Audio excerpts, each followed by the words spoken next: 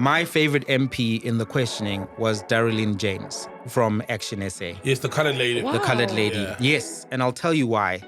Oh. I didn't like the energy that the MPs gave him across the board. I saw Sham shaking his hand. It was too differential. There's 11 of us here.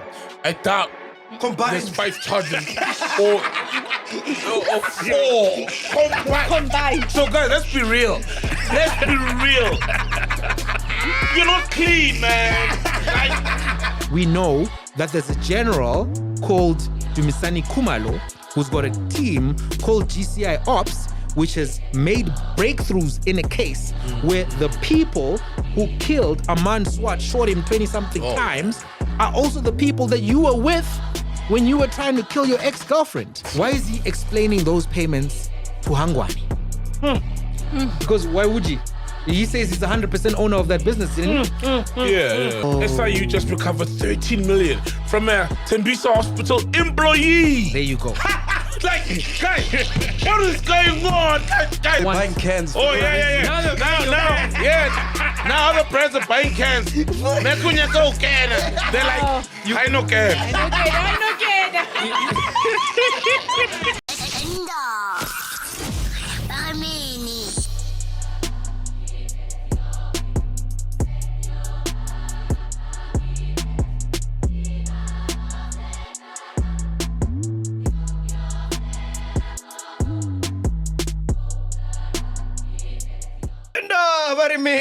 We are back, ladies and gentlemen.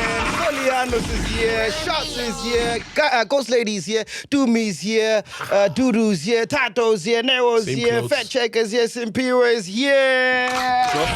Yes. And today, ladies and gentlemen, a lot of people have been asking this guy to come. Please welcome our fellow podcaster. He's got one of the best political news podcasts in the country. The Dissection. Yes, give it up for Mighty Jamie! Welcome, He brother. had to bring his lab coat as well. I had to come through correct. That's the legendary. Yeah, thank you for that. Is this like your uniform, bro? Like, do you walk around with it? You know what? This is for the show, right? So you gotta commit when we're dissecting, when we're cutting through to it, to the bone. We gotta commit to the concept. Wow. Yeah, like remember in high school when we the birds and the what did I say?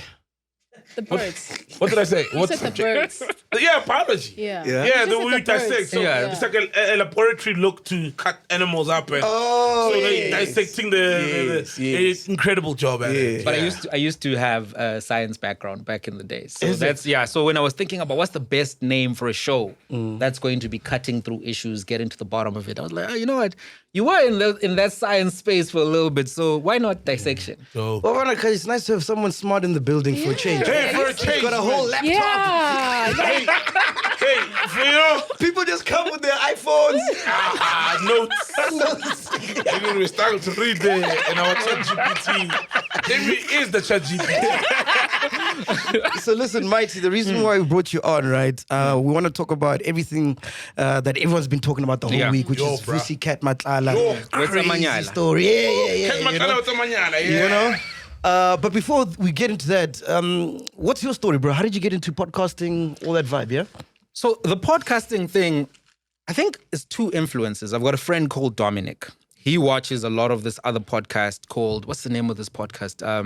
It's 2 guys, Abba and Preach. Okay. So he put me on to Abba and Preach. Is it a right? local one or? No, it's some guys from Canada. Oh, okay. And they just, at the time, now they've changed their studio, but at the time, they were just 2 guys in a room having conversations about social issues, about whatever. So I was like, you know what? This is a low budget type of setup that they have. I could do that, right? So that was the first prompt. And then Season Mpofu, she was putting me on his podcast a lot of times. You know, election season was coming up. So I was like, let me also now take this thing, it's a side gig, you know, but let me take it a little bit more seriously and try to see if I can get the space. Yeah. So I've been doing political analysis and commentary for quite a bit. I think the first time I used to be on Power FM There used to be something called Thought Council.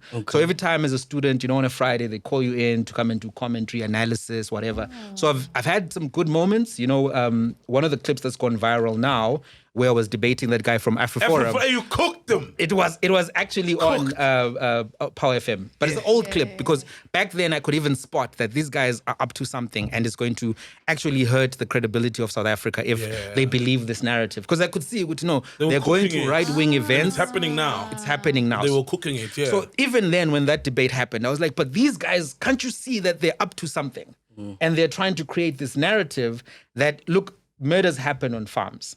Most of them, they affect black people, right? Because the farm workers are mostly black. And we must remember the farming population is not the 40,000 farm owners.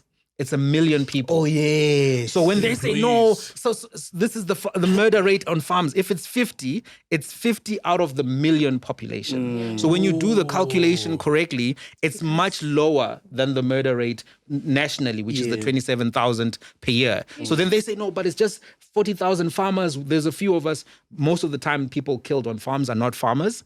Most of the time, it's farm workers. And some of the times, it's domestic violence issues. It's sometimes the farmers themselves murdering workers, etc., etc. You remember the pigs? They fed those ladies to the pigs who wanted food. Exactly. Dude, this is all going through like trash just to scavenge on food, right?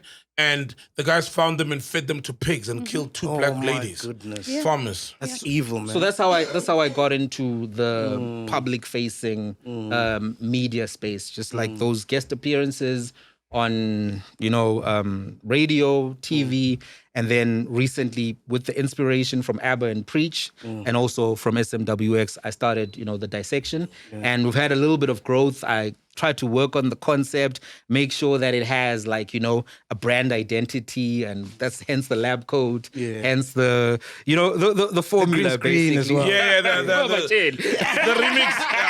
Oh yeah, people don't know. But in the lab, They really think, in the lab. It's like, hey, but that beaker that never moves. And it's always got like this 3/4 full of some liquid. Hey, same experiment, but I ever Keep did. the lab in pristine condition. But what's your profession? You got an actual job? So I do research. I do research. Yeah, that's what I usually do, and that helps me with this stuff because it's just the same tools of analysis that I'm just using here. Yeah. And my training was law. I did LLB at Wits University. Nice. Yeah, bro, like you've got a huge, because that's how I got to know you from social media, Africa Research Desk. Yeah. That's, I think, what you call your company or your thing. And then, hey, bro, you read so much, man. Like, where does that come from, bro? Like, you read every day when you watch the Dissection, there's a book. I'm like, whoa, bro. I still got that Elon Musk book, Collecting Dust, from 2 years ago. But, like, where does that come from, bro? Because it's what I think, as an avid, what do you call it? Eminent dissector. Yeah. I appreciate that about you. You know what I mean? Like, when you look at the law degrees, how many degrees do you have? Where does that come from? I've got a diploma from Wits Business School, PDBA, Postgraduate Diploma in Business Administration. So and the LLB. Do you know that one? And an LLB. Yeah. So those are the qualifications. My science stuff, I didn't finish it. I had to drop out, and then I had to re-strategize. But still, But I still have a love for science, still have a passion, and I've applied to see maybe if I can go back and try to finish that side of my life, a revenge match, so to speak. Yeah. BCB, baby, come back. But love of reading, love of books. I think it's my mom. Yeah, when I was growing up, she was always trying to make me read, and I never enjoyed it because I wanted to go play outside. So it was, for me, I was always chasing okay, let me read fast so that I can go play outside. Ah. You understand? But then she passed away when I was 9. And bro, 9. yes, and that's when I really started taking care of myself, and then I started selling goods and stuff. And then I started my first real business in 2017. I set up an RFQ business and I got a tender at Tembisa Hospital. And now you're here. And now commissioner. I gave Bheki. Yeah. We need the Woolies back. Yeah. Now that you mentioned that, I did bring you gifts. So So everybody knows. Everybody knows. Mighty Jamie. No, but this is just in case I need this for the show. Yeah. I got my file right here. Wow. Right. Oh, Hush Fathers. This is where I put all the information if I need to reference. Okay, and bro. this is book one, very important book to read. Yeah. So I'm gonna still explain why I love the reading and everything like that, right? Yeah, So bro, that's it's this is Jeff Wicks. He did a lot of good work on Babita's killing and explaining a lot of the things that happen in that context, right? Why she needed to go. Yeah, basically. And that's the thing on page 77 where he gives the big summary of why, they took her out. Then you've got this one here. I got it on one of these resale websites, because it's important. This man keeps getting mentioned. Bro. Paul O'Sullivan. So I had Walks to, around iPad like he owns it. exactly, according to Nkabinde and others. Yeah. So that's a big one that's necessary to read. So it's not money. It's not 500,000, unfortunately, in the bag. But this one also is important. Killing Kebble. So Mandy Wiener. Shout out to Daily. She does the midday show on 702. I love it. Yeah. Catch up. Yeah. So this book is quite important. I'll tell you now. But just to finish the answer to the question is, after my mom died, I had to almost reconnect with the thing that she was trying to get me to do, to read. So at the beginning, I never wanted to do it, right? Whether it's Dr. Seuss or whatever, I barely can remember any book I read before my mom died. But after she died, I went back to the library with a new, love for reading. Yeah, because we were connecting with her. Yeah, and then I think it took me a bit to get into it again, but I think because I was struggling to find, other kids were reading like a whole bunch of stuff that they enjoyed. I was struggling to find something that I was like, I really enjoy this content. But it was Sherlock Holmes, I think, that got me back into it. And then I think even when I got back into it, I was reading Mandela relatively young, Long Walk to Freedom. I think I read it in grade 5. Wow. And Whoa, bro. yeah. But I mean, I've read it multiple times since then, but that was the first time I tackled the matter, Catcher in the Rye, Charles Dickens and all of that stuff, started going through that. And I kept on throughout high school and stuff. So there was this, in my friend group, almost like a flexing thing about how many books are you reading like who's read. And they used to examine each other, like, so if you claim to have read, Killing Kebble, someone will be saying, okay, but what did you think about this particular group of people? And you're like, no, that group of people, I think they were nasty. Then they're like, ouch, manga. There's no group of people. You didn't read the book. So you had to read dope friendship and make sure that you are on point. So I think that's where I fell in love with it for real. But over time, I've come to find that there's a power in reading, right? There's just like raw power. Because if somebody says something and then you're like, no, but I read that that's not true in this particular book by this particular expert, and why is this guy lying? Yeah. And then you go back and you check the text, and then you're like, nah, man, and I think that's the source of the knowledge is power. But coming from a science background, you also get to appreciate a book almost as an instruction manual, because sometimes books are not recreational in a science space, right? It's, here's how you do this experiment. Here's the information on this particular thing. Here's this thing. So coming from that background, you have a different appreciation for books, a different appreciation for reading. But now on the content creation side, Eusebius Makeza used to do a lot of, book reviews, book promotion. Yes. And when he passed on and I saw, okay, I'm also one of the people who loves this stuff. Let me also include it and try to create this culture part of your of persona, reading. And even when I came here, I was book talking to you about how, I'm trying to get more of your copies of your books so that we can give it out. And just encourage people to read, to get into that reading culture, because one of the challenges we face right now, and I'm going to tell you, this comes from the diagnostic reports on the Department of Basic Education's website. So every year that matric results come out, they do a diagnostic report to say, okay, why did the kids fail core subjects? Why do they fail this and this and this? So when you go read the diagnostic report, the kids are not failing because they don't know. They're failing because they're failing to explain in the exam. Oh. So when you read like those heavy content subjects, economics, those type of subjects, then you see reasons for failure. They'll be like, these children struggle to explain this concept. They struggle to explain the cartoon. Maybe it's an economics cartoon where you're supposed to actually extract the principles. Then I'm like, if the problem is just explanation, it's not comprehension. No. You can't explain. But you need to have a body of knowledge that allows you to explain quickly. Because, for instance, if you want to say recession, right? It's one word. if the exam requires you to answer quickly in 5 lines, a particular thing, and you don't know the word recession or you forgot it because your vocab is a little bit limited, you're going to say the economy is going down. These things used to cost this much, now they cost that much. But you wanted to say we are undergoing a recession and there's inflation.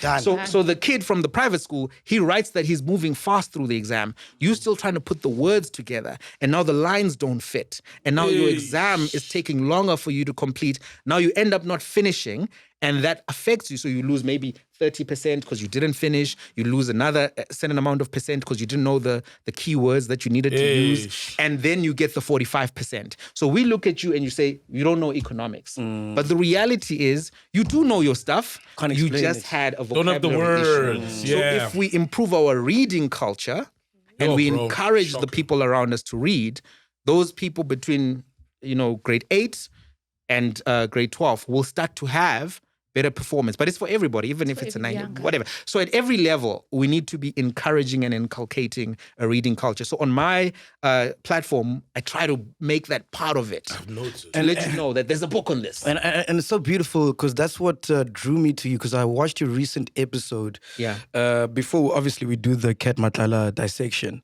And you were talking about this book. That's when I was like, fuck, I gotta get this guy on, right? You're talking about how the underworld has been going on. Yeah. Like, this is nothing new. And it stems from this book, right? Exactly. So when this was all happening, and when the name Paul O'Sullivan was coming up, right? I was like, well, I know when I was listening to 702, already Thabi was talking about Paul O'Sullivan, this guy, that guy. And you're like, I was so young.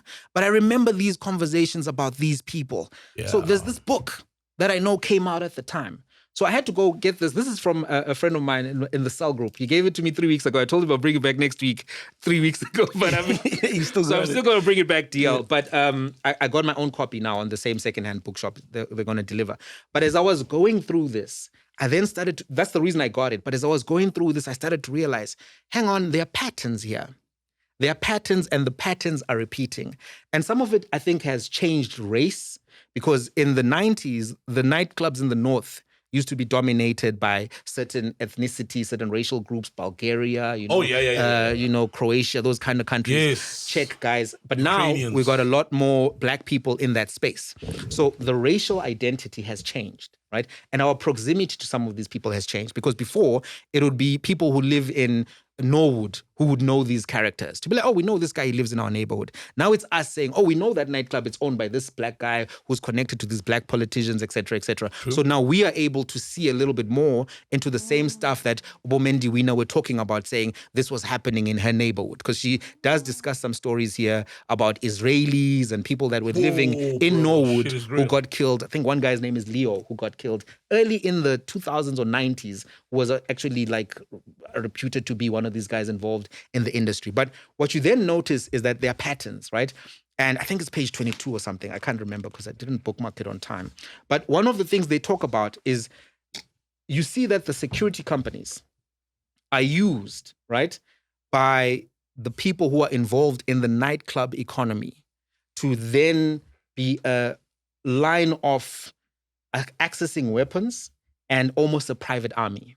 There's always a security company that's mentioned, even when it comes to the scandals that are happening in Cape Town, because there's another side of this chat we haven't discussed, right?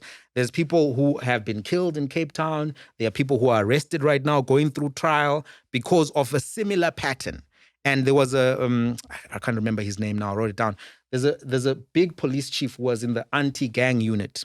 He was killed, I think, 2 years ago, after having raised similar issues to the issues that are being raised now by Gen Mkhwanazi. So one of the things that Mendi Wina points out is that there was this group called the Elite Security Group, right, which was involved in the early 2000s. Basically, they dominated the nightclub security scene. They would squeeze out everybody. And they had access to weapons because you know that the security companies can legally buy the weapons, right? And then you had Brett Keble, who was a businessman, who was connected to the ANC guys. He's the guy who gets killed, right, by members of the security company and their friends. And then you then get to find out that Brett Keble and some other guys, Glenn Agliotti, who's in the game, are paying bribes to Bheki Cele. Ooh. And that Bheki Cele. The commissioner went to jail. Yeah, remember him. Can you see the May his soul rest in peace. It's a remix of history, right, is that that killing of Brett Kebble was in 2005, I think. Oh, yeah. The trial then starts in 2010. Yeah. And there's so many questions that still remain about that particular trial. But what you then begin to notice is that, okay, you've got the bouncers, right? The bouncers and boxers, and sometimes rugby players, when their careers, let's start with the rugby players and the boxers. When their careers don't play out, they then join these security companies and then they become part of the nightclub security scene. One notable one, even though you didn't partake in those quoting codes, remember how he passed away? Mark Batchelor? Oh, yeah. He was in that Space fraternity, now. the bouncers, Yes. nightclubs, security vibes, bro. So that's level one. So now you can see, okay, there are these security companies, right? And the security companies are the formal arm of gangs, right? Because the gangs need someone to invoice. So the security company then sends you the invoice. There's a carte blanche, I think, episode from last year where this guy who owned Beer House in Cape Town was explaining how he was extorted by a bunch of people who then would come and say, we're giving you security, you need to pay us, and then you make those payments. Each nightclub there on Long Street is paying about 1.8. But because they're collecting almost weekly or monthly or whatever, the numbers add up. So he tried to push back. When he came in, it was a German guy, tried to push back, and there was a murder in his establishment. His doorman got killed. That murder is still semi-resolved because the guy who actually did the murder got away with it, right? So now he then started paying, and then he started to raise the issue, et cetera, and bring attention to that. And then when Bheki Cele went to confront the gang violence, he actually went and did the press conference outside Beer House, right, and addressed the issue, but nothing changed. But so you can see the gangs then get the security company that is linked with them to then send the invoices and formally collect that money. So you got gangs, you got bouncers, you got all of these guys. Then you got the shady cops, right? In the time of Bheki Cele, it was him, a bunch of other names were mentioned, and you could then say, okay, you've got the cops this side, you've got these guys that side, then you've got the drugs themselves, right? You've got the international drugs coming from Colombia, from Peru, coming from Brazil, right? And then you got the locally made drugs, right? You got Mandrex, which is being locally made. You've got meth, which is being locally made. And then you've got the drugs coming from outside, right? You've got cocaine, you've got marijuana, all of that. So these issues are not new. When you read these books, then you get then spot the patterns. To be like, It's different names now. it's different names, same script, same script. Yeah. So this is the value of these type of books because they help you to then get an understanding of all of the dynamics. And remember, the cops have been fighting for a long time. There's a lot of reporting around fights between cops over this type of thing, including this guy that I just mentioned. His name I forgot it, but I'll check it here. Is this cop who got killed, raising the gang unit issue, right? So that's an example of the same thing that has been playing out. So now we've got a different locus of contestation. Because something happens in Mamelodi, something happens in Pretoria, and then it becomes another epicenter for this type of behavior. And then the nightclubs, of course. That's why you're now seeing DJ Somebody and other DJs being killed. But the nightclubs have always been a scene for this, as well as the strip clubs. So back in the day, the Grand, Teasers, what is Lolly Jackson's Lolly place Jackson called? was Teasers. So all of those. The East Rand, Fact checker, you got your hand up, yeah? I'm not sure, but I believe that the name of the cop that he's looking for is Charles Kinney. Charles Kinney, yes, exactly. He was the head of the... There you go. Hey! No, we're still show wearing white lab coats. Efficiency! That's the one, fact checker. You got it. So, I mean, that's an example. And then you got characters like Modak, Stanfield, bunch of... That's in the Cape Town side. Yeah. And then in this side of the world, now you've got characters like Vusi Matlala and all of these other ones. But the issues that are raised by Gen Mkhwanazi are the same. And that's why you'll find that Fani Masemola, when he's speaking, also refers to the issues that are playing out in Cape Town.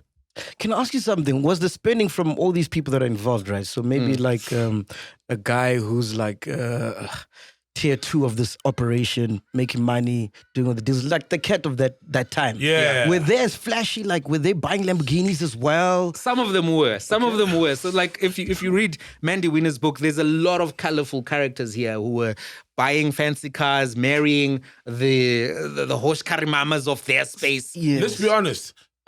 Lolly Jackson was known for his cars, right? That Steinhoff guy. Till today, his side chick was that model. And he, remember, apparently when he moved into Stellenbosch, all the old money guys were Even like pissed shocked, off. Like, yeah. what the fuck, man? He's at horse races. That guy owned the most horses in sports racing. You know what I mean? Because remember, I used to do the horse racing betting thing. He owned many horses. Like, he was a flashy, colorful guy. But for some reason, that never was Glorified. a point of interest for news people, etc. So the flash has always been there. And I know what you mean, that, this shit has been going on. Now that characters are being black, it's starting to, somehow... But again, the social media, there wasn't social media back and then. we're thinking they're all wearing the chinchilla coats. Remember, also, Frank we never Lucas. saw. We never saw because it was happening in white circles. Some we're of these not exposed characters, to it 'cause the we- Rodovan crashes. Where would we meet that guy? Where would we chill with him? View in a mansion. Exactly. There. We're not privy to that. But the people who were in those rave clubs would have known that these characters, So now the clubs that are dominant and popping are predominantly black, right? And they have that black middle class in there. Yeah. So we're getting to see some of these characters who look like us. Yeah. Yo, okay, before we get into Cat, now, I gotta let you know, big shout out to Hollywood Bets. You can compete for your share of 300,000 rands in cash in the new Hollywood Bets leaderboard. This complex race runs until the 14th of December and it's based on a point scoring system. All you need is a minimum bet of 3 rand to qualify. It's that simple, 3 rand. And here's how to climb the ranks. Complete missions to earn a spin on the leaderboard wheel. Spin the wheel to win points. Climb the leaderboard to secure your share of the prize. When you're ready to join the mission, just sign up with our link in the comment section and use our promo code CHILLERS. Don't forget, this is for 18 plus only. And gamble responsibly, man. 100%. Don't gamble with money you can't afford to lose. 100%. Vusi Cat Matlala, right? Before we talk about the overview of the whole situation, he finally spoke this week.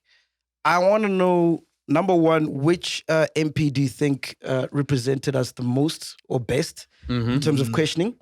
And then what did you think about some of his answers and what he was saying? Okay, so this is going to be a controversial position. Yeah.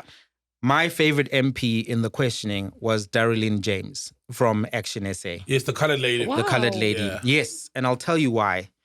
Who was shouting? Yes. I'm cheating. And I'll justify this. Okay. So in the first instance, I don't think that Vusi Matlala deserves the respect and deference that he was shown. I didn't like the energy that the MPs gave him across the board. I saw Sham shaking his hand. It was too differential. They were more feisty with other witnesses than they were not even entertaining Mother Mary or contrary, right? They were on her, they were making fun of her, they were mocking. So there was almost this like Bayam Saba thing, and therefore maybe it cooled them down a little bit, and he was taking people's names down. Maybe that was also a factor.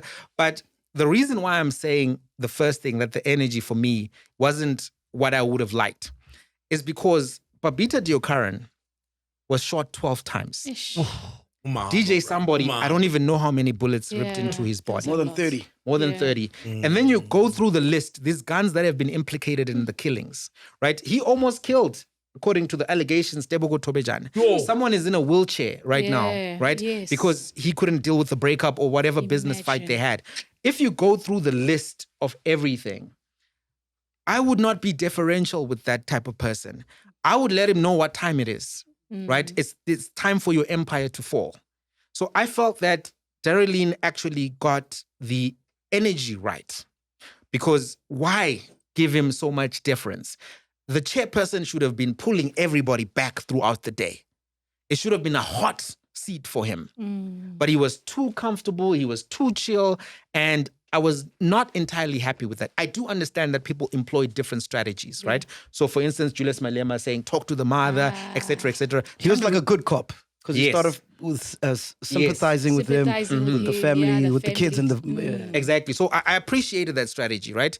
But I would have really liked, and also, what's his name from MK, also used that Khutman, tell me this, tell me that. Because Khutman is a term of endearment and respect. Yes. It's a respectful term. But he was trying to bring him in, to be like, we're both Laminis. Tell me, how are you at Lamini? And we did get a key piece of information, because Vusi's like, my grandmother's Lamini. I'm not as Lamini as I just put it on because like at some point I was like, my grandmama though. But then how did you then end up going to the King's thing? Because you can't be just like, I remember my Dlamini roots on WhatsApp and then you get invited to the Yeah. king's Swatini, birthday. yeah. Swatini. That's so he gives us information while in that relaxed tone, right?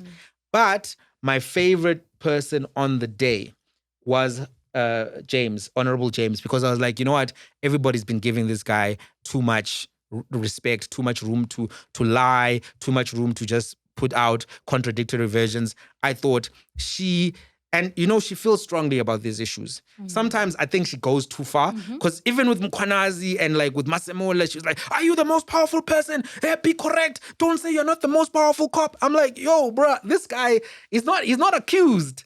He's just trying to come and actually give, an explanation why the political killings task team was disbanded. We don't have anything implicating him in anything. But with Matlala, that's not the same. I mean, I've got his rep sheet here and I'll just go quickly through it. I mean, everyone knows it, right? Yeah, the white lady from DA. Yeah. Yes, Sheldon- Brittenbach. Yeah. Possession of stolen property, theft of motor vehicle, burglary, cash in transit, 2006, theft of motor vehicle, 2006, burglary, theft of motor vehicle, 2012, common assault, house robbery, possession of suspected stolen goods, possession of house-breaking equipment, house robbery, carjacking, possession of stolen goods, possession of firearm without a license, impersonation of a police officer, resisting arrest, obstructing or assaulting a police officer, attempted murder, and now again, attempted murder, conspiracy to commit murder, money laundering, fraud. Come on. That's not normal. And you only got arrested for one. Yes. That's not normal. There's 11 of us here. I doubt there's Combined. 5 charges or 4 combined. So guys, let's be real. Let's be real. You're not clean, man. Bro, that sounds insane, bro. That's insane. No ways. You are falsely. You know what I mean? No fucking It ways. can't be that you've got so many. But we got a clue as to why this happens. I'll talk about that later. But I liked Dereleen's. No, talk about it now. Why can't you? Okay. No, I thought I was going to go in sequence. No, we're podcasting here. So now, the interesting thing about the charges is that he says something during his explanations. He says, General Sinona came to pick him up when he went to meet Mkhwanazi. And I was like, oh, and then he says, but he was close by. Don't worry, he was just around the corner. So it's just like he was around. But I'm like, bruh, who gets a general to come pick them up from anywhere to go meet anyone? Like, why is that your transportation? Yeah. Right? So that was one of the things. But then when he gets asked about General Sinona used to be at the Silverton police station as head of detectives, where all of his cases were being pulled, which is what one of the MPs brings up, right? And then he says, Sinona, that's my brother. How is he your brother? You told us you were selling goods, et cetera, between 2000 and 2017 when you did your first formal business. And we know you've got this rep sheet here. How would you become brothers with this dude, Sinona? What is the basis of the brotherhood? So to me, it then seems apparent that there's something that needs to be explained about Sinona's time at Silverton police station, all of these cases here that disappear, and how he becomes bro with this dude to the point where he's picking him up.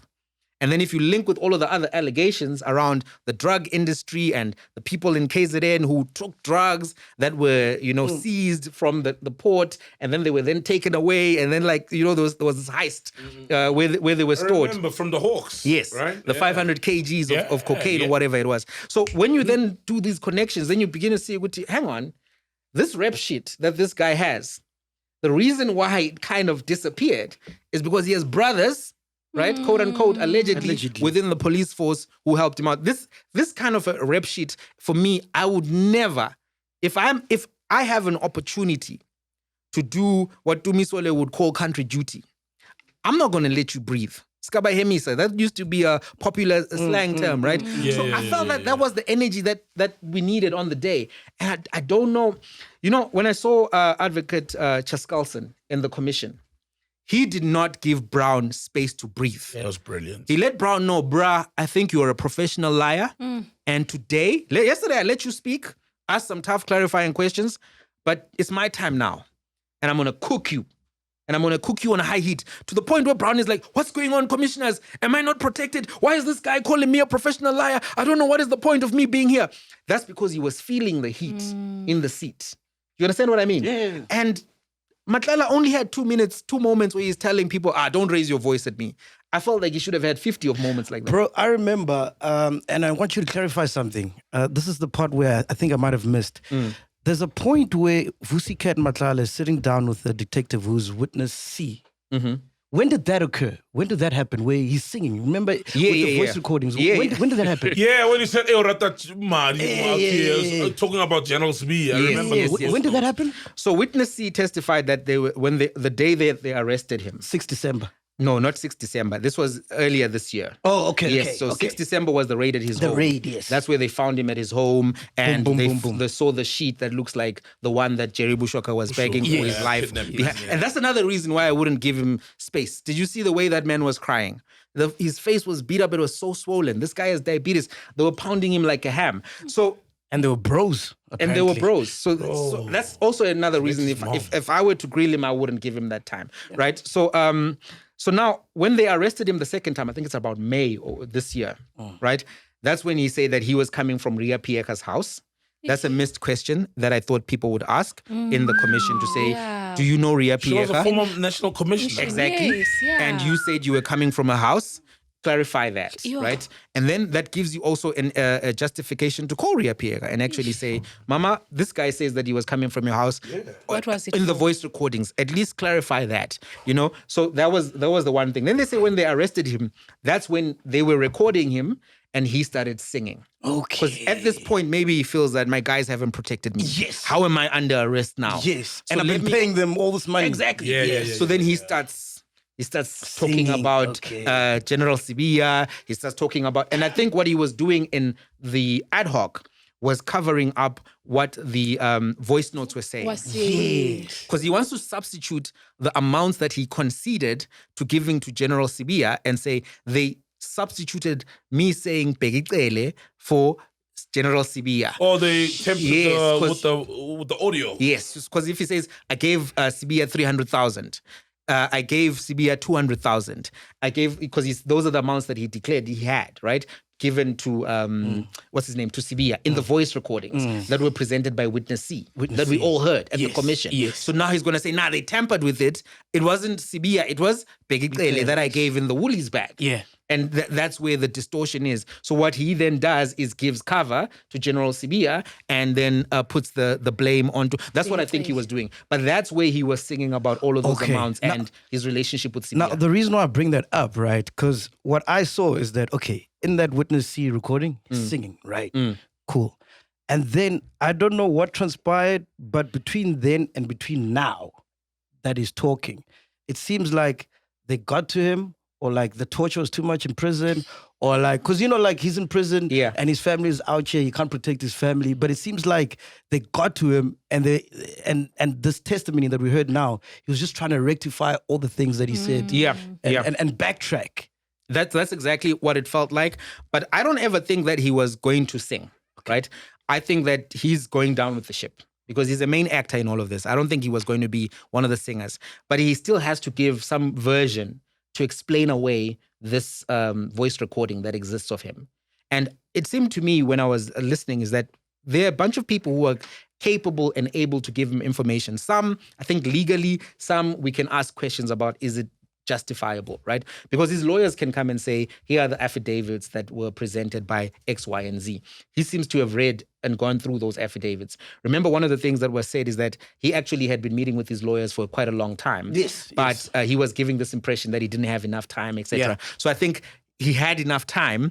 It's just that there's a lot of work that they needed to work through and try to figure out what the version was. So he got all of these statements, you know, Sibiya statements, Mchunu statements, etc., etc. So he knew what different people had said, right? And he knew I'm going to have to find a way to align my version with some of these versions, right? Same time, his wife is going there to take him clothes, I guess, but she's sitting in the meetings. She's also sitting in the lawyers. In the whole giving of evidence when the evidence is being laid, because she was sitting at the back, and in one of the other times she was just sitting in a chair somewhere. But then she's able to then say, hey bro, you said you've only met Sibiya this number of times, but remember you picked me up from the wedding or whatever it was, right? So tomorrow you need to fix that. and then say you forgot or something. Do you see? So Ah. it seems to me that she's not like just a pretty face. It seems that she's actually paying attention and she's actually trying to make sure that their enterprise doesn't fall apart. But is there a world where he could have come out and spoke the truth? I don't know, man. I mean, King Seso was also, when I'm saying King Seso, King David was also saying that it's going to be difficult for him because in the mafia, in organized crime, you don't come out of organized crime. You only come out one way, in the box, right? Yeah. So even if you've got all of these parliamentary privileges protecting you and the police cannot come for you, there's still a whole lot of people who can come for you, right? And those people are part of your network, the people you've been working with for all of this time. And we know that, there are numbers gangs in prison. We know that there's organized crime that is also happening behind prison doors. So you can be touched, you can be reached, whether you're in the street, whether you're in a cell. So he's aware of that, right? And snitching it's a no-go for criminals. Yeah, bro. I mean, it's a global rule, right? Yeah. Snitches get stitches. So he's very aware of that. And maybe he's also been stitching a few people of his own. So he knows that this thing will lead to these outcomes. So even if I get a plea deal, which is not on the table from what Parliament cannot give you a plea deal, make you a Section 204 witness. By the way that they caught the killers of Kebble and Celebi and all of that is that actually the shooters took a deal. Section 204, right? And they turned state witness. And as a result, they were able to get reduced sentences, no sentences, some of the other people involved, and then point to the higher ups. And that's what helped, and Gerinel, Andrea Johnson, a lot of the people who now seem to be in questionable positions in this saga, that's where they made their names. That's that case. So if you were to get a Section 204, you have a lot more protections than just talk to Parliament and help us understand. Got you. I don't think he has a Section 204 because they want him. He is one of the people that they've said is one of the big 5 cartel leaders. So I would give a Section 204 to somebody lower, but I wouldn't give it to Matlala. Penduka, when you heard him speak, did you watch it? What were your thoughts? Like he said, bravado, the confidence, and there was this fear of him, and to some degree, even a respect and a reverence from the MPs, like exactly what, but like, I feel like we didn't get a lot of answers, man. A lot of things were not, asked about and touched on. And I don't know, man, there's a weird feeling of, like when a team is leading and then there's just things that happen. There's a feeling of these guys, all of this, they'll walk away scot-free. Yeah. I start to get a feeling of, nothing's going to happen here. And it's sort of like you get a sense that he knows it. Ghost Lady, You get a sense that he knows it. what did you think when you watched Ghost Lady? Obviously, the shock, just even just how he came in dressed in your designer. Yeah. And I don't know, maybe it was also to intimidate Fendi. them and just so looking at it now, because how we all feel unsatisfied, is it maybe because they became a bit shocked or, felt inferior maybe? I don't know. But it's I do share the same sentiments of not feeling satisfied and I liked how I understand now because I was one of those who was shocked at why did the what's her name again? James, Honorable James. Yes, Honorable Dereleen. James. Yeah. And how she was just so shouting. But with your explanation, I get it, because this actually, Cat doesn't deserve to be treated with Kid gloves. Kid gloves. Honestly, he was deserving of that kind of reaction. So I think the consensus is that, we were not happy with what, we had high expectations, right? Yeah. Can we focus on what he did say, though? Let's focus on what he did say and how we can tie the dots based on the stuff that he said. Yeah. So there's two things that I think you need to do with a witness like this, right? Because one, he's not adducing evidence. He's just saying a version, right? There's nothing that he has done to corroborate any of his information, right? So for example, if he says, I gave Bheki Cele 500,000, we can't prove that. We can't prove it. We have no way of knowing. Yeah. It's different when he's telling Can't them- Woolies track their bags? Those things are expensive, my man.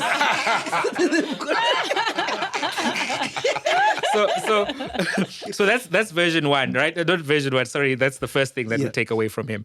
We have to be circumspect about this type of a witness. Then also we have to be, when you evaluate a witness, when they're giving testimony in a court and everything like that, you look for demeanor, number one, and number two, you also look for contradictions. So you look for consistency of the story, that kind of thing. So and those things inform the credibility of the witness. Now I'm gonna respond to Ghost Lady just a little bit, just to give you some information as to why I think he came dressed in that way. There's a public opinion battle that's part of this court of public opinion.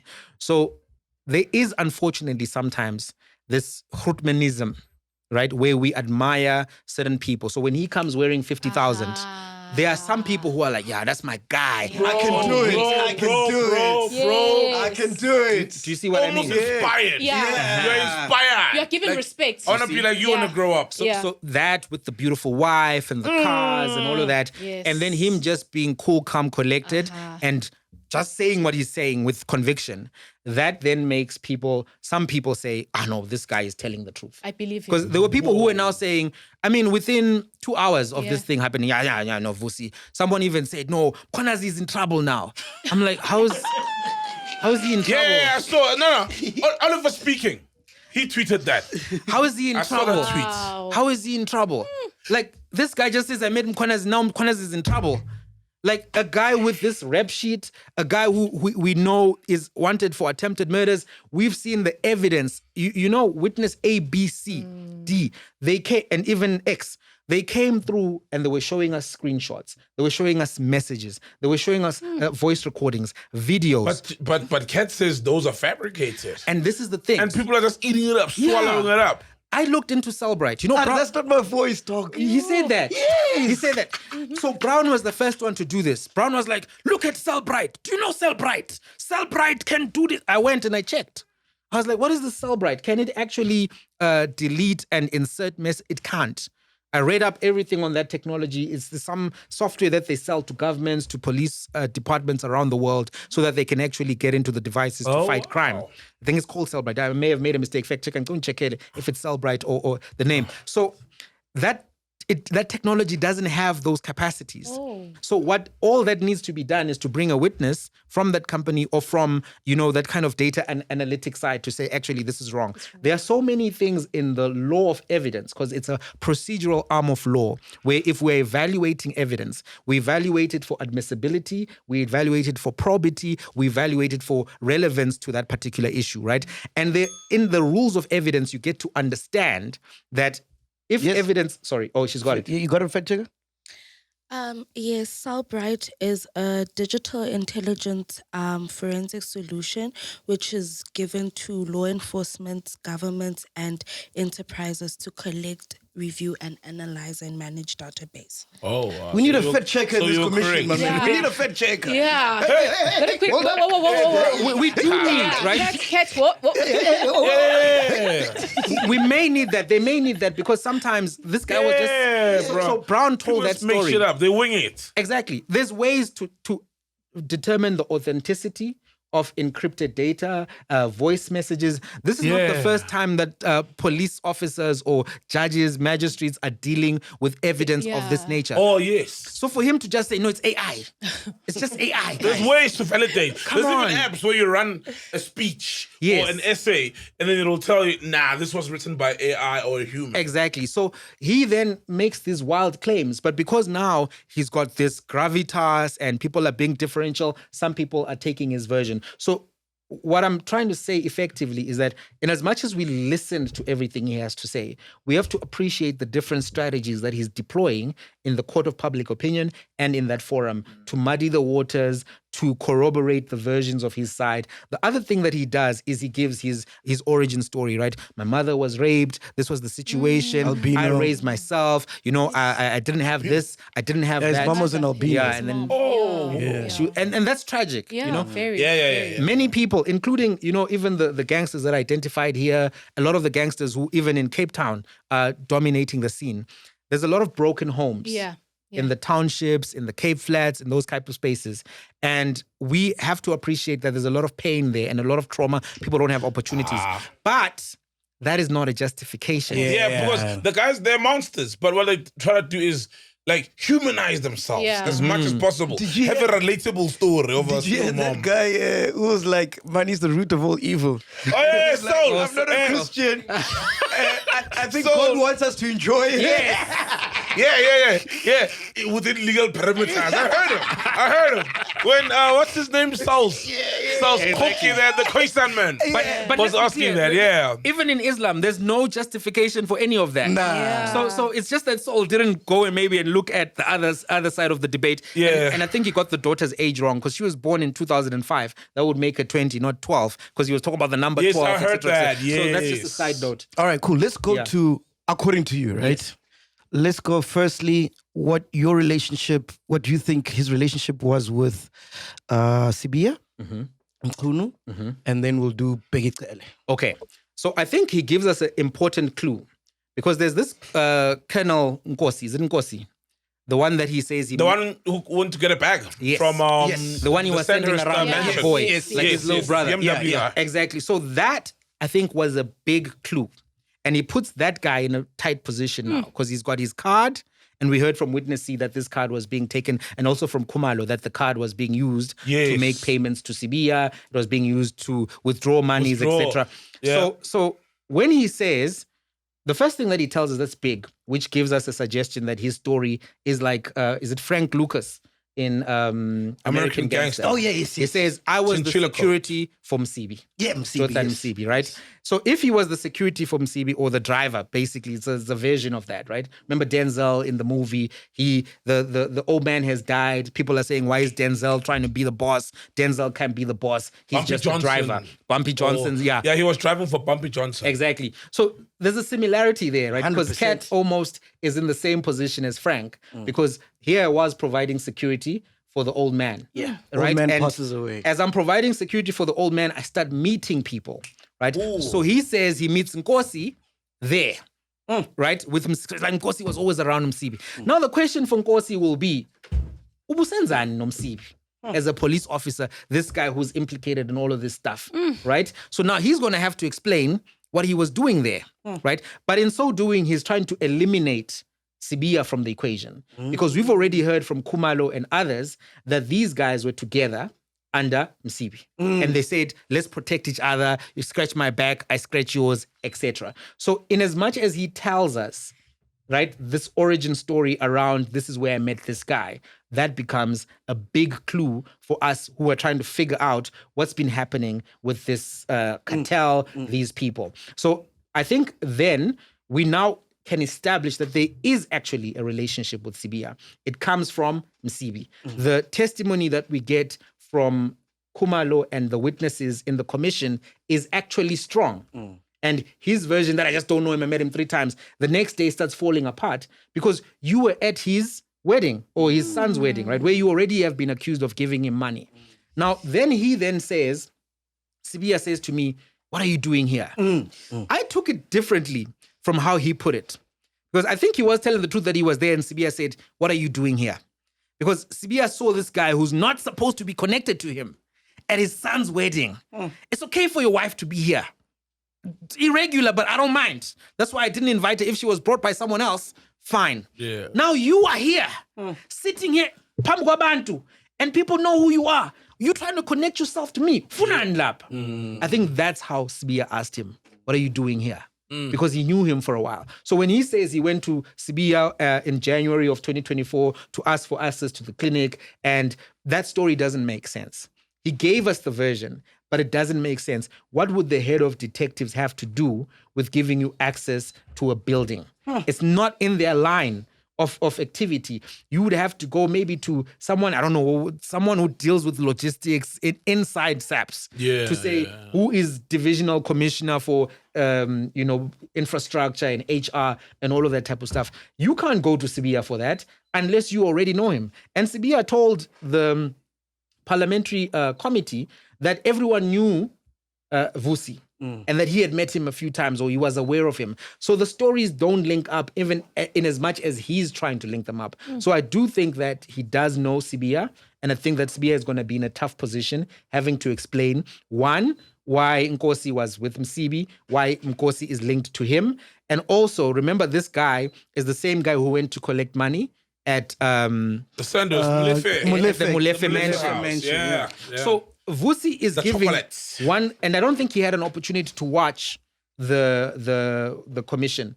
And even if he did, it's very difficult to follow this stuff if you are living a normal life day to day, because Bro. it's two things going on simultaneously Bro, all and they day long. 12 hours, bro. Exactly. So even if he had a phone there in solitary and he's trying to keep up with everything and make notes, because we know he had access to phones. We don't know if he still does, but he would have missed key elements, because we know now from what Khumalo showed us that BMW linked to Sibiya went to the Molefe mansion, collected not a Woolies bag this time, a different white bag, bag of chocolates. Chocolates. As Khumalo says. That police officer then becomes a link that becomes very difficult for them to distance each other from. Even the fact that he says he knows Molefe, and that Molefe he knew Msibi and all of that. Now it's becoming clear that Frank Underwood and, what's the name of the guy again? Bobby Johnson. Frank Lucas. Yes. You said Underwood. So not Underwood, Lucas. So in this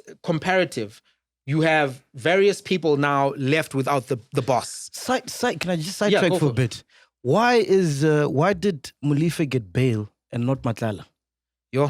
Yeah, bro. Yeah, especially with everything around Molefe. Like, bro, like the bodies and the passports, the rap sheets that go all the way back to England. He's a dangerous man. Let me preface this by saying this. Judges matter, and the institution of the judiciary matters. We have an excellent legal system in South Africa, and we've had even Chaskalson, the father, we've had a long constitutional law history where human rights were protected, different type of rights, different judgments, which strengthened accountability, through the Mbeki era, the Zuma era, the Mandela era. Mandela went to court sometimes and lost, right? So we just need to preface by saying that the judiciary is an important institution and one of the best in the world. It has to be said, right? Good. Have we done that disclaimer now, Yes. right? Yes. Second disclaimer on the podcast. So having said that, that doesn't mean that judges are angels. And that doesn't mean that they are beyond scrutiny. Yeah. We've already seen that judges can get horny. There's one judge there who was going through a process He's a benang. with the best English, but still, Oh, incredible vocab. What a man. a lascivious man, right? So An elderly man. yes. So we know that He already. loves his mango. We've also seen a judge get drunk and go through a wall, right? Kola Mutata. Yes. Kola Mutata. As sober as a judge. Just drives into a wall. Remember? Yes, exactly. So we've seen that judges can get drunk, they can get horny. Yeah. Now, I think we have to consider other things that judges may do or may not do. True. And I think other forms of scrutiny are warranted. Now, going to answer your question, it doesn't make sense, MacG. Gotcha. It doesn't make sense. The first bail that was approved, the first time Katiso Molefe got bail, didn't make sense. This particular bail application didn't make sense, right? Because of everything that Saul mentioned. He's got prior convictions. The charges that he's facing are very serious. They're Schedule 6 type of convictions, and charges and allegations. And also, they are being done in common purpose with other people. So there's a conspiracy factor there. It's not just him, it's other people involved. So it's not a rational decision, that decision to give him bail. It was very, very strange that he got it. And we have to then ask the question, because in law school, when I was doing criminal law, that's the type of thing where I would have said, this guy's not going to get bail. Based on precedents, based on all the information that my lecturer is telling me, this typical guy, Molefe, should never have gotten bail. The fact that he is still at home, accessing devices, able to do whatever, because now we know how well connected he is, right? People come and collect bags at his house. And the Hawks come. The Hawks when can he's- come when your And boys then they'll call. find a prominent politician and it's like, yo, Exactly. bro, what a man. Who brings journalists to interview you and whatever. Whatever those versions of the story may be. So, that decision did not make sense, MacG. Let's go back to Vusi, Cat Matlala, Senzo Mchunu. Yeah. What do you think the relationship is there? It's difficult for us to make the connection now. Okay. right? Based on his evidence and the testimony that we've gotten. We have not yet seen what they call a smoking gun, connecting them directly. We've not seen that. We've seen something connecting him to Brown. Yeah. Now, that's where I think he may eventually have a connection. Because he says, Brown just calls me after the 6th. Like on the 8th or something. After the raid. Yeah, after the raid. I've got a cure. Say, no, I've got a solution for your problem from the minister. Where did Brown get your number? Why is Brown talking about it in the context of the police minister, right? And you know, the ironic thing about the Brown and Vusi conversation is that they are giving us the same version of the same narrative, only flipping it. So Brown says to the commission, I was helping Sibiya to get close to Matlala. So I had to tell him I'm close to the minister, right? That's why I was saying I'm close to the minister this, and this, legend making. Then Vusi doesn't call it legend making, but he says, I was getting close to Brown so that I could help Bheki Cele. It's the same thing. You've just changed. It's almost like it came from the same script drafter to say that the reason why you were talking to him is to help this senior person. It's the same argument, but it doesn't add up because in reality, we know that there's a general called Khumalo who's got a team called GCI Ops, which has made breakthroughs in a case where the people who killed Aman Swat, shot him 20-something times, are also the people that you were with when you were trying to kill your ex-girlfriend, right? Because we mustn't forget that's the connection also there, is that the hitmen who are co-accused with Vusi Matlala for the attempted murder are the same people, some of them, who were the hitmen in the Molefe case of Aman Swat. So Khumalo is here. Witness A, B have told us that there's a reason why they went to both of your guys' houses on the same day. Only issue is somebody else, was not able to do 1, 2, 3, 4, 5. But we know that they hit your houses at the same time for a particular reason. Then a few days later, you get a call from Brown Mkhwanazi saying he's got information from the minister that can help you solve your problem. So even if you give us a version, and this is why I'm saying we have to take his version with a pinch of salt, and we have the benefit that we've listened to the commission, we've listened to the ad hoc. And I must say, we must take evidence presented at the commission seriously. It has been vetted already. It is, and you'll hear the evidence leaders tell us, we have looked at this. We have examined this. We can assure you, commissioners, they are looking at authenticated evidence already. Otherwise, they would not admit it. There's no way that Commissioner Madlanga would say, I know, give me that thing. If it's hearsay, they'll tell you, this is hearsay, it is admissible, but under these particular conditions. If they've got documentary evidence, they have asked, where did these messages come from? How did you authenticate these messages? Remember in the early times when they were presenting, they were asking very specific questions. Where did this video footage come from? Where did you get these photographs? So we have that benefit. So even though Matlala says, Brown reaches out to me, whatever, we know the reason why Brown is reaching out to you, based on the information that we have, is that this thing is getting too hot for some people at the top, and they can see it's going to come back to them, right? We still don't know how it comes back to all of the people at the top, but we know for certain that now they're saying, give me information about the iPid guy. Give me this thing so that we can get the GCI ops off your case. Report the Rolex stolen. Do something so that we can slow these guys down. At the same time, early in November, when Khumalo and them are about to make moves, Fatal Adams, the member of parliament, is given these dockets, under the door. These top secret documents under the door. He says he doesn't know where they come from. But now we know that there are people in intelligence who have been linked with some of the people in this, enterprise, so to speak. And we've been hearing from Kabinde that there are certain people who are working together in cahoots against General Dumisani Khumalo. So now when he gets dockets, top secret documents under his door, runs to a bunch of police stations trying to open a case, that exactly sounds like the modus operandi that Brown Mkhwanazi was suggesting. The same modus operandi that he was saying he even told other people to do, because he was saying when these guys were complaining about Mkhwanazi and the king, I told them, come to Gauteng, we'll open some cases. You remember? Remember when he started with the king is part of the CIA and Mkhwanazi is part of the CIA, and he was saying that he then told Prince Simagate, come to Joburg with your guys, we're going to open cases over here. It's the same thing that they were now telling Fatal Adams to do. So you begin to spot some, some repetitive habits, a methodology to what these people are doing or suggesting. And all of that seems to me, when I look at it as the reasonable person just looking at this, is, man, these guys were now trying to slow General Dumisani Khumalo down. And I must tell you, I respect that man. That's why you see I got the finger thingy here. If you didn't notice it, this is a salute to General Dumisani Khumalo because he was so precise. I was worried when he was coming on, because Gen Mkhwanazi already had this reputation. We knew him, right? Like, okay, this is a well-respected policeman in KZN. Then he does the big day. We're like, Gen Mkhwanazi has shaken South Africa.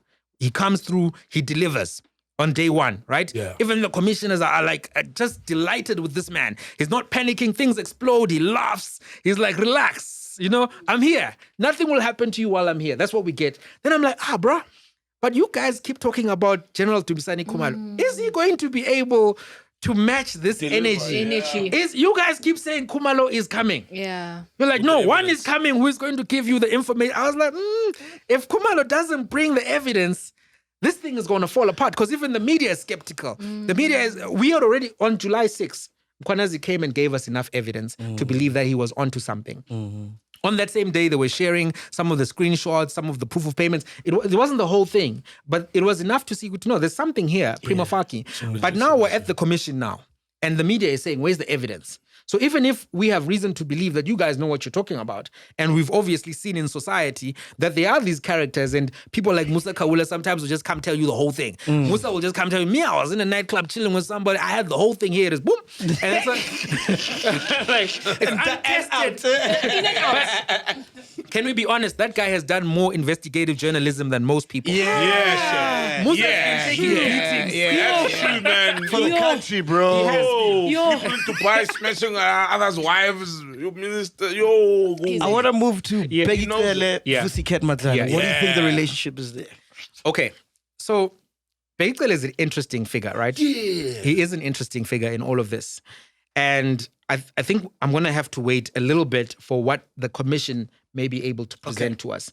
Because he went to parliament and he charmed. And Bheki Cele is a charming guy. Yeah. He's always been, man, there's hit songs, stomach in, chest out. Yeah. He's the general. You know what I mean?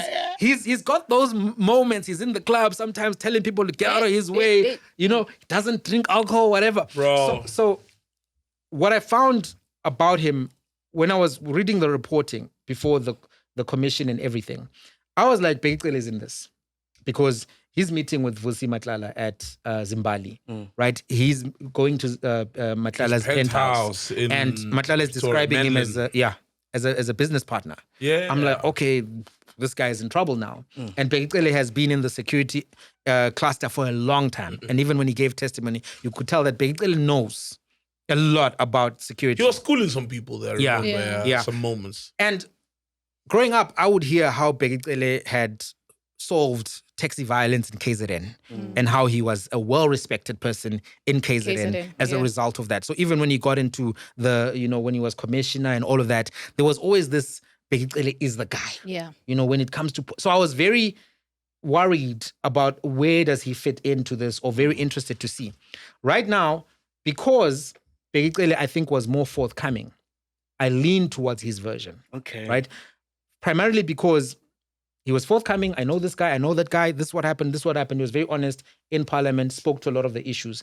Now, my challenge of believing Matlala over Bheki Cele is that he's a scammer, right? He's somebody he's literally the person who's implicated in all of this stuff. So if I have to weigh at face value without corroborating evidence, right? Knowing that Bheki Cele went, I think what Bheki Cele said could be the truth. This guy's deal was falling apart. They were panicking about Khumalo and Mkhwanazi. This is now me trying to connect the dots. Khumalo and Mkhwanazi are coming for you. On the 6th, you know that, right? And then you get a call from Brown. Then you're like, who's the guy who knows these guys best? It's Bheki Cele. They're his guys, right? This is what you'd be thinking. And if Sibiya or somebody is telling you, good to know, this thing is all coming from KZN. You heard Sibiya always saying that it's KZN, the number plates are KZN. KZN is here. Why is KZN here? So he may have said, no, guys, this is KZN. Go and talk to KZN guys. So now, how do I reach KZN guys? I have to go talk to somebody that they respect, that they look up to. That's Bheki Cele. And that may have been the way that Bheki Cele gets into this, right? Okay, So I take Bheki Cele's version over over Matlala's version. I think that the interesting connections that we need to establish, and we mustn't leave this because then I'm going to make the same mistake that the commission made. There's a guy named Hangwani Maumela. Legend. That man, he of no photos, no videos, unknown. People always say I fixate on that, but I think it's so strange. Al Capone was known. His photos were all over. The media would report notorious gangster Al Capone, right? And he'd say, no, I'm not a gangster. I'm just, a community what. Yeah. Even some of these other Stainfields and all of these guys, we see them. This guy, Hangwani, no pictures, no nothing, right? He just walks outside, meets a president, introduces the president to his mom who went to high school with him, but nobody can say what he looks like for certain. There's one clear video. I think he's wearing black. He's at the church. At the funeral. Yeah, at his dad's funeral. That's the only. Yeah, that was it. That was from his dad's funeral. And his wife was there. Yes. The very light skin. And the other judge, Maumela, was also there. The one who was in the Meyiwa case earlier. So he was there at the funeral. That's also part of that video. But the interesting thing about that video for me was that at least you can at least see, but they were avoiding the camera even then. You could tell that these guys are very camera aware. But the reason why Hangwani matters here is for two things. In 2017, when Cat VIP was registered, Hangwani becomes one of the directors for a short period of time. Yeah. And then Vusi says, no, you needed him for some technical issue. But because they are linked in multiple ways over the different years, I really thought that there would have been more questions around this thing. Because whatever his status is now, Hangwani seems to be somebody from elite circles. Yeah. Vusi is not from elite circles in 2017. So then the question then has to be, the first question, establishing question, how do you know this Hangwani guy? Where did you meet him? What was the nature of your conversations with him about setting up Cat VIP? Yeah. What was the value proposition? What made him say, sign me on as a director? What was the shareholding? We need to establish a lot more about that. Then we need to ask, why did you delete the website for Cat VIP? Because he just denies that the Instagram was his. But there's no way now that we can corroborate, although I doubt that, because why would some random person be posting cars with your logo? What? Exactly, before there's a scandal. Come on, man. I just think that they forgot to delete the Instagram, but they definitely scrubbed the website. Usually when a website is deleted, you can find it on the Wayback Machine. Way back, yeah. But even on the Wayback Machine, the links don't open. It will just say unable, whatever, error code. I've tried 50 times, right? So point I'm making is that that's a more important connection for us to establish, because we hear from this book here, Shadow State, that these guys were getting a lot of deals from Tembisa Hospital, right? And Babita, that's the page 77 that I was talking about. I think it's 77. I marked it here in orange. Just give me a sec, Mac. And of course. It's not 77, it's 79. Yeah. So here, this is where they explain that, the spending above 500,000 would trigger a more rigorous tender process, right? Yes. So these guys are doing these requests. So it starts on 77, goes to 78. 843 million was flagged at the time as having been chowed by different entities, right? And Tembisa Hospital was spending way more money than most other hospitals in Gauteng. It was now becoming a drain to the Gauteng Department of Health.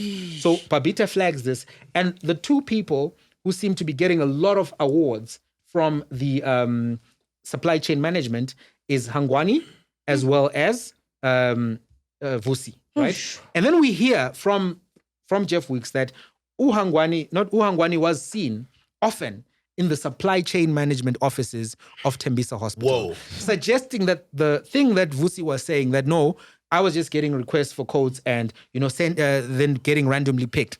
You don't get randomly picked to the value of millions. You can ask people who are in the tender system trying to play the legitimate game, right?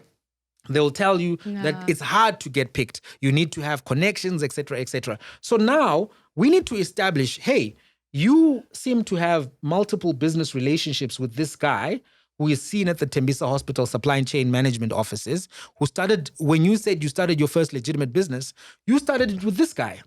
Who is this guy to you? What is his role in your life? And then ask him another question, because we know from Advocate Chaskalson's questions to Brown, there's something magical that he gives us there. It's a nugget. It's not yet been explored, but I thought it was aha. Because he says to Brown, why is Vusi Matlala reporting? That's the first word he used, then he corrected. He said, why is Vusi Matlala reporting the payments from SAPS that come to him and to Tshwane 24, Medicare 24, 20 right? districts. Why is he explaining those payments to Hangwani? Because why would he? He says he's 100% owner of that business, didn't he? Yeah. So now, if you're the 100% owner of this business, why in your text messages are you saying we got 10 million from SAPS? Why are you reporting to We another got such and person? such It's your from thing, SAPS. yeah. And I think the problem we had with some of the questions from the MPs is that they also didn't have a chance to properly watch all of the Brown, because it was 3 days of Brown, right? It was the first short thing and then the second short thing, then a bit of a longer thing. So stuff may have been lost. And if you're relying on summaries, sometimes you lose your litigation instincts, so to speak, because you should have picked that up. Bro, who do you think is the big five? I can tell you who I think is the big three. Okay. Okay. I can tell you who I think is the big three, and then I'll give you a theory on some of the rest, right? So because you're going to get me in trouble. You know, I get calls. When people say, Jamie. Yeah. Hey, we played that call. Hey. But it's all alleged. It's all alleged. Yes, all alleged. So I think we know Katiso Molefe is a big guy. Okay. Based on the fact that he's able to get bail for Schedule 6 offenses, where his cars are seen at the scene of the crime, where people are seen with phones that are pinging from his house. We saw so much. No one just lives in Sandhurst, man. And even that house, you put me on the whole that there was a scandal with that Yeah, house. the house was It was hijacked, basically. pretty much some financial, sophisticated. Yeah, that's like the ownership is So I think weird. KT is definitely one of them. Okay. I would put him in that, right? I would put Vusi in that. Whoa. I think that he is. Yeah, because listen, Sibi's gone, right? I think he really is. Is it Frank Lucas, right? I think he really is Frank Lucas. Oh, he's now becoming a, what do they call them? A made man now. Yes, oh, exactly. He's going from this level to Exactly. the top level. And we haven't even discussed the attempted murder of Joe Sibanyoni, right? Because Joe Sibanyoni... Ferrari, ne? Yeah, exactly. him. He's one of the big guys in the taxi industry. He's one of the founding also leaders of Santaco and all of these other things. Huge guy, and yeah. Vusi... And he was Msibi's competitor. Yes, and Vusi is alleged to have killed him, right? Or tried to kill him, Attempted, right? So now, even if you look at Joe Ferrari's network, you know, one of the famous Slay Queens dates one of his boys that is always with there. Yeah. And they've got that. There's a famous video that comes out of a Ferrari. Yeah, and then they've got the presidential cartel or whatever it's called. I don't know what's going on there, right? But he seems to be now at a level where he is doing these operations and doing all of that stuff, right? So I would put him at that level. And I think Mkhwanazi and them were correct to tell us that he's at that level. I don't think he's the main guy, because still he's reporting to Hangwani, right? Who we didn't get a lot of questions about, but at least they asked towards the end, right? A few people did ask about Hangwani and ask, but they didn't go as deep. I wanted a Bushiri moment. Go deeper, Papa. Go to the whole, because we need clarifications. Even the tender in Northwest, right? There seems to have been an involvement of Hangwani and Vusi Matlala there, because remember, Vusi Matlala was now giving Brown Mkotsi advice. And Brown is like, Vusi is advising me. Alu Construction. Remember that tender? Yes. How much money do you need? How many Ferraris can you buy, bro? Supercars are expensive. But it's not just him. So I think the reason why they end up having to steal these large amounts of money is because you have to cut a lot of people in. Oh. So even if it is, if you steal 100 million. I mean, for example, SIU just recovered 13 million from a Tembisa Hospital employee. There you go. Like, guys, what is going on? Guys, this is bad. Yes. Employee of Tembisa Hospital just paid back 13 million. Bro, and that's someone's mom who's at the club, at the bar, and you're like, this guy, how is he buying this thing?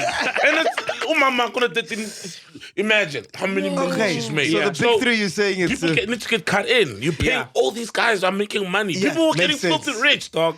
Mulife, Yes. Cat, Yes. and you sing Hangwani. I would put him there because Okay. Cat is reporting to this guy. Yeah. Even with the Alu construction. Remember, they do the tender with Brown. Sorry, not the tender, the court application, the urgent interdict to prevent the first supplier being awarded that tender. And then it goes back to bid. And then Alu construction ends up bidding again. And then now Brown is being asked, hey, Brown Mkhwanazi Foundation did an interdict. And then in the second stage, you guys didn't do the interdict. And now we're seeing Alu construction. And by the way, even this year, that company, Alu Construction, blah, blah, blah, was trying to win a tender this year in Northwest, a tender worth 1 billion. So they're still at it like a crack addict. They're still doing it, right? So it's not like it's over. So you mustn't think that because the SIU sees the assets, that the Hoshkari behavior, which is what I call it, has stopped, right? So now that's why I'm saying Hangwani is part of it.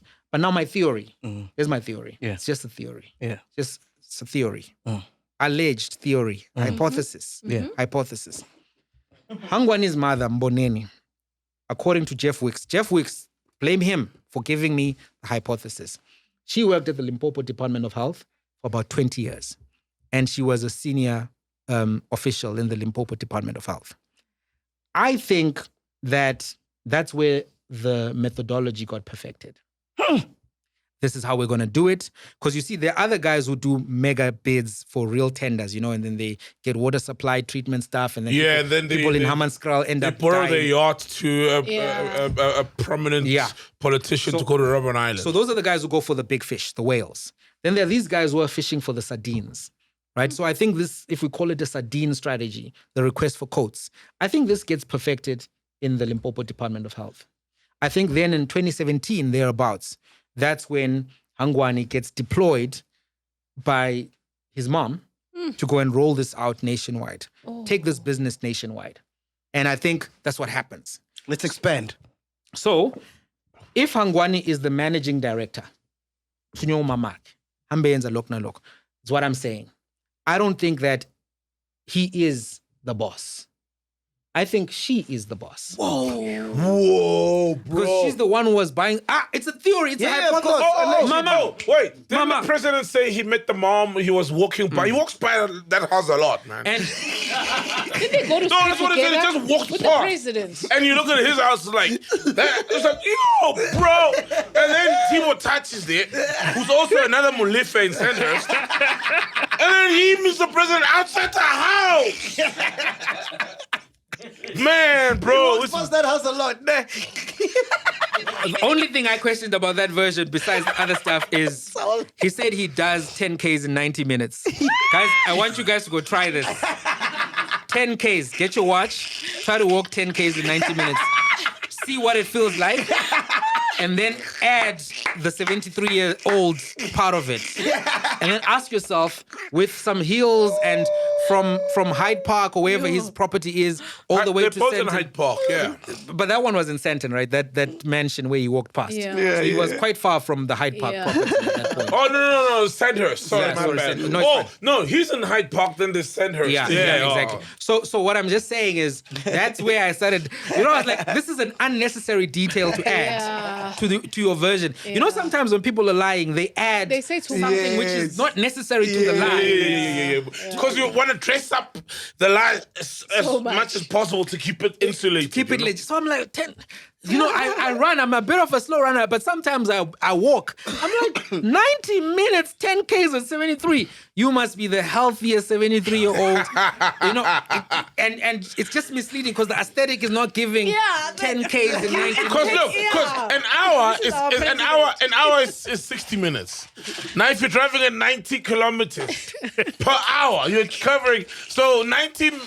So what's the average? It's a pace, right? 90 is a lot kilometers per hour. No. So let's drop it to 65. You think it's the mother? Per hour. So I think the mom could be the mastermind because if listen, the properties in Cape Town, there's some very nice properties there on some penthouses, apartments, Sea Point. You can see them there. There's twin something, Twin Towers or whatever. Yes.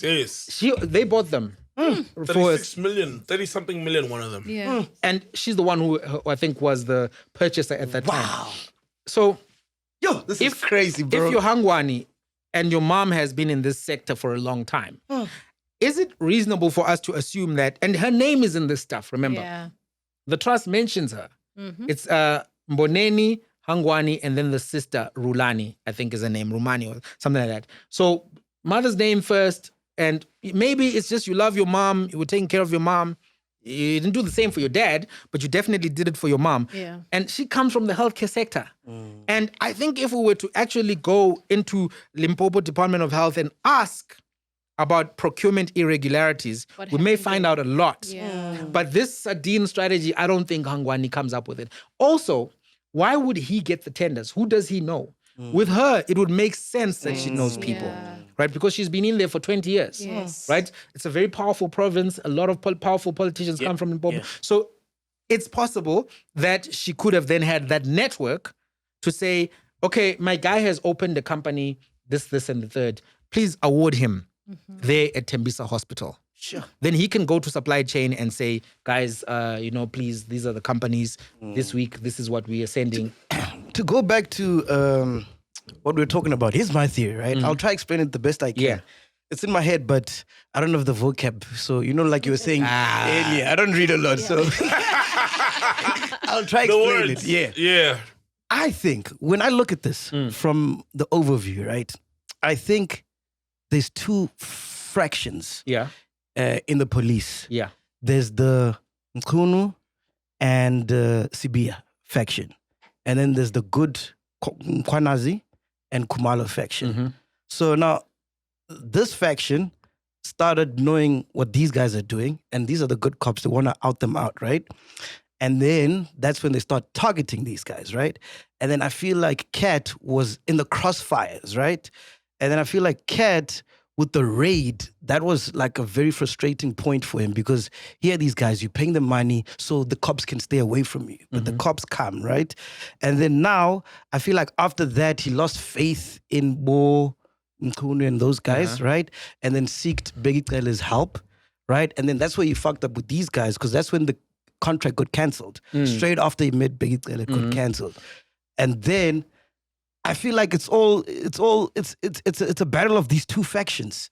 Yeah. Of the good guys who are just trying to do the job, and then these guys who are saying, "Who the fuck are you guys? What are you trying to do?" And They then were part of the Scorpions, remember? yeah. Whoa. Well, what do you think of that theory, bro? You're on Mchunu and top of it, bro. I Sibiya. think, Yeah. Bro, you're on top of Yeah. it, dog. What do you Mchunu think? and Sibiya, they're I all think- from Scorpions. Yeah, it makes sense. Yeah. I think there's a factional, but Because if you remember, sorry to Yeah. cut you off, if you remember, this guy, Cat Matlala, did say that when he was with Bheki Cele at Zimbabwe, Bheki Cele mentioned that They're Cat caught is in the part of Zulu war. He's caught in the Zulu war. Yeah. Okay. So here's my response to this. Ne? I do think that there are good cops who are frustrated by the behavior that they've observed from some of these cops who they've been wilding and for a long time. And there's always been a problem in the South African police service that, some of the cops are working with the gangs. This is why these other books 100%. point that out. Even There's always been the Exactly. blues of this world. But now, you see, someone like Mkhwanazi would have been observing that for a long time, Yeah. going through the ranks to a point where he can now do something about it, right? So I do think that there's this factional battle. I think that's correct. But I think the point of divergence is that these guys, they were in a trap that they didn't know that they were already in. I'm going to explain why. Yeah. When we heard from General Fani, right? When he was giving testimony in the ad hoc being led by Zikalala, who I loved her evidence leading. So she raises a point that General Fani Masemola calls and tells these guys, this tender, this Medicaid Swane one, Okay. it's got shady people attached to it. Okay. Right? He says, I've got information from iPad. Who's she calling? This is the national commissioner called. So the guy who was in charge of procurement was on leave. Okay. Or he was. The information came when he says he was on leave. Got you. But it was given to another high-profile person in procurement. Yes. They get the call from General Fani Masemola saying, IPID has told me that one of the companies that is tendering here is not legit. He tells them that, right? And they go ahead and they award the tender. Now, what made me interested in that, just thinking about office politics. When someone sends an email saying, as per our discussion, and then they list out stuff, they're not trying to remind you of the discussion, because you were there. It's a paper trail. Paper trail. So General Fani Masemola at some point creates a paper trail of the fact that I told you about this tender. I've got a paper trail. Right? So what I'm trying to point out is that General Fani Masemola, I think people underestimate him. Because I have a hippo theory about him. Right? Not because of his physique, just because of the way the hippo looks. No, because I must make that disclaimer. I don't want it to become a body. Can you, let's see funny. That's funny. Can you see him there? Yes. No, yeah. He's a chunky man. Yeah, he's a chunky guy. What a chunky guy. So, but it's not because of that. Yeah. Right? It's not because of that. I'm not body shaming or anything. I'm saying why? Because the hippo always seems non-threatening. And if you don't know wildlife, right? There's a picture of him there, right? Oh, okay. So I'm not saying it because of that. Yeah. And the hippo ile motema police. Yeah, that's what you meant. Yeah. Casper. So the reason I say that is because the hippo is cuddly, aesthetically. Yeah. People always think one, Looks that they can gentle. cuddle a hippo and that they can outrun a hippo. And it's not threatening. Yeah, it just doesn't look dangerous. But- True. But it's in the water with crocodiles. Yo. Oh. Chilling. Yeah. That in and of itself should be something that makes you worry. To be like, why lentole crocodiles are not messing with it? It's right there. Yeah. That's a good analogy. You know what I mean? Yeah. So General Fani often is non-threatening in his responses, in the way that he seems accommodating of people. Because even when they said disband the test team, he didn't support that. But he said, no, let's write a report, do this other thing. And then when he saw, no, this one is trying to rush, this is Sibiya. He was like, no, leave it. I will take care of it. But the whole time he's not saying, this thing will never happen. Because he's not confrontational like that. So you have to almost look at how he moves to understand his strategy. Okay. Right? But the hippo, remember, if it catches you, that's your last day on earth. If a hippo runs you down, it's a funeral that we're coming to. Yep. There's I'm no calling the insurance human company. being has outrun a hippo. The hippo It gets can you. move. It can move. And it's got those jaws which will crush your head. Yeah. Like the way that it crushes melons, it will do that to you. So a hippo is one of the most dangerous wild animals out there. But it doesn't look that way. And General Fani Masemola doesn't appear to be a strategist, a hardcore policeman. He seems to be like, he's accommodating, he's a peacemaker, he's all of that. Now, he then tells these guys, don't give them this tender. They go ahead and give them the tender. The ball started rolling way before Vusi knew that the ball was rolling. Okay. That's where I'm going. Because they awarded the tender in July, right? I mean, he signs in July, the 18th or whatever, last year. He didn't know. It's checkmate now. Now they're on you now. Now they're going to start looking at certain information. And that's when I think now leaks start going to the media, because we start now hearing about the tender, all of that towards December last year. And then Vusi then pulls himself out as a director. It's late already. He got you now. And the reason why I think General Masemola moved like that is because there's, Paul O'Sullivan at some point makes a presentation on Biz News or something where he's like, these are the number of police commissioners, national commissioners don't last. I was asked to vet national commissioners. Fani Masemola was not even my choice, etc., etc. So I think when General Masemola gets that job, he knows it's a hot seat. So he has to go full Sun Tzu out of war on that. To stay and finish my term of office here, I have to be non-threatening to these guys, but at the same time, I have to get my ducks in a row. So these guys think I'm a softie. That's what they think about me. But I have two guys who are my muscle. I've got an intellectual guy who's my muscle in Khumalo, who's deployed in the right spot. You're not going to see him coming. And then I've got Mkhwanazi. So now when they push me, I see. when Sibiya and this other side push me, they think I'm going to run away. I'm going to just walk away from this, my job that I wanted. Every cop wants to be the national commissioner. That's it. That's the last number. That's the holy grail. You understand? So that's what you want to be. Every politician wants to be the president. this is Now I'm crazy. commissioner now. I'm in charge now. You guys think you're going to get rid of me so easily. let me cook you. Now, And now ego's playing in the other fashion. Yes, like, 'cause they who do you think? Yeah, who the hell do you think you are? But the whole time he got them. He got them when he called them and told them not to open that tender. Do you see? Checkmate. Yeah. That was when the checkmate happened. Now, what they're trying to do, because when sometimes there's a checkmate, you may not understand that it's a checkmate. Yeah. So you're now trying to see, can the king, what if I try? The Yeah. queen. What if you move the Let me move the that. pawn, Yeah. the Is it horse? really a Yes, mate? yeah. Is it? Because you don't want to, because you have to drop the king. Yeah. In the game of chess. You move the castle. Yeah, because now you're like, what if I? What? And he's got them. So that's what I think happened. There is this factional fight, but I think that there are cops who have been watching everything play out, watching this group of people move for so long. And that they thought that they're going to do to General Masemola what they did to Patlane, what they did to everybody else that they got out before term of office finished. 1 year, 2 years. Because if the national commissioner doesn't get used to his job, which is why Mkhwanazi was saying maybe it needs to be 6 years or something. Yeah. Because it takes a while to understand your powers, your impact areas, what levers you can push within the bounds of what you're lawfully allowed to do to deal with crime. So if you lose the job every 2 years, there's a new one.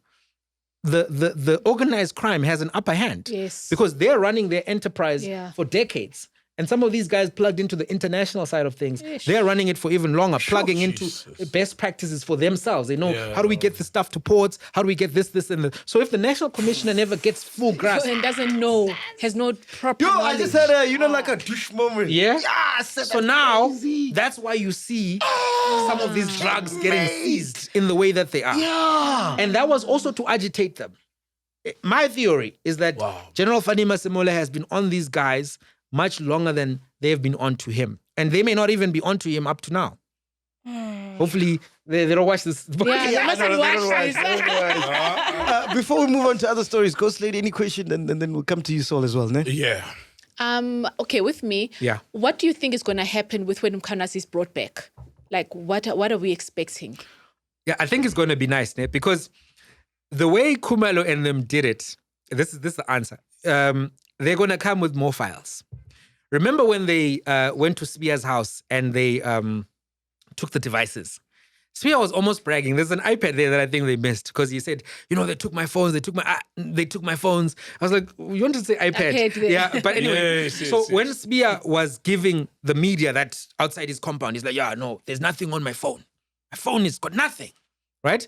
I was like, who said they want your phone, really, right? Then Khumalo comes and says, did you see that day when we were taking the phones? Do you see this car? Do you see that car? You see this guy who's been with Sibiya in parliament? Here's the background of this guy. Sonic. And that was the move. Do you see? So Sibiya thought it was about the phones. It wasn't about the phones. It was about having the moment where you rush to call the media to your compound, and then I don't have to do the work anymore. I say, you remember those cars you saw? And then we say, we saw them. Okay. And then, so I think when Khumalo comes through and when Mkhwanazi comes through, they will have more that they want to share. Okay. And I even think the way the evidence leaders set this up was to give an assist to them. Because the way that they set it up, they almost created room for these guys to come and do the rebuttal. They didn't say, no, we're going to listen to you, and then we're going to cross-examine the implicated, and then we're going to make our conclusions. Yeah. They said, no, you're going to come back. Right? And I think the reason why they did that is they've already seen a lot of this evidence. There was a moment when this advocate with the afro, Advocate Lee Siegels, right? This one guy, what's his name? I forget his name now. The one who was lying about the WhatsApp messages. So he says, I didn't participate in the WhatsApp messages, right? And then Advocate Lee Siegels is like, what? No, you did participate. She's like, hang on. Let's go to this page. You did send a message here. Let's go to another page. You did send a message here. And she's cooking him. And I was like, she's energetic about this issue. Then I thought, man, she's looked at all of the evidence and some of the stuff we haven't seen. She knows these people did it. She's not going to let it slide. She knows why the Hawks were at that house. So she's not going to let it slide. So I think when he comes back, it's going to be like this. Dumisani Khumalo. More files. Hey, More we facts. can't wait. Penduka, Bro. you gotta come back after he comes back, man. Oh, yeah. I'll come back. Penduka, your question? Yeah, man, I'm worried, man, about Mkhwanazi. You know, I know Yeah. that he retracted or took back something it said about Bheki Cele, who then later on came and started singing, you know? And because for me, when he stood in front of the whole country, it was like, wow, we still have the good guys, you know, Yeah. in the levers of power. And, Yeah. and then that to me was like, he created an Achilles heel to be attacked on. What's going on with that, and what do you make of it? Him taking back stuff he'd said, you know? And you're skeptic. Under oath. Hey, So's a skeptic. No, that's okay. No, it's valid. You have though. to be. You have to How be. many Because things has he you see, like you retracted said, there's though? factions, Yeah. and then now it's like, yo, I wouldn't want Mkhwanazi to be involved in pushing another agenda of somebody else who then comes out and is unmasked. Then they were Yeah. like, oh no, the extrajudicial killings that they call them Yeah. when he kills criminals there, you know, God, he's taking out the Rivals. enemies of somebody else. Yeah. You get me? So, 100%. so what I'm trying to say is, I want a person who stands up for the truth to be clean. Yeah. So That's now when you impossible in start, politics, dog. Yeah, it's so you think impossible. Mkhwanazi is not clean? No, he's not. He's got a fraction that he's. I love what he's doing. Yes. I like it when the bad guys take out the bad guys also, you know, as long as the bad guys get taken out. But I was hoping. The reality is, right, he's in one camp and they're taking out another camp. And- And once they take out that camp, there's a new camp in town. They're going to do the same old shit. I'm cautious about the word factions because it creates almost equivalency between these two groups. You know, if you've got the cops on one side who are trying to do their jobs, right, catch criminals, make South Africa safe, etc. Please, yeah. Then you've got these rogue elements working with syndicates, cartels, Yes, etc. yes. I don't think we can say the cops are in factions, right? There's a poisoned group over here. And then there's the cops. So, but okay, let me I'm ask. just like, do you see what I mean? Like, if we say factions, ngathi 50-50. Yeah, So yeah, let's say in an ideal world, this thing, right? Yeah. The bad cops, Yeah. this rogue, the ones that have gone Yeah. rogue, they're out of the picture. Yeah. Now the good ones are coming. Do you think there will be change? So this is an important question. Now, so the first thing I want to say is there's only one retraction from Mkhwanazi, right? And I think the reason why it happened, so one, I think is not material, right? And maybe he just couldn't corroborate. But I also think that something, you know, these people bahamba line.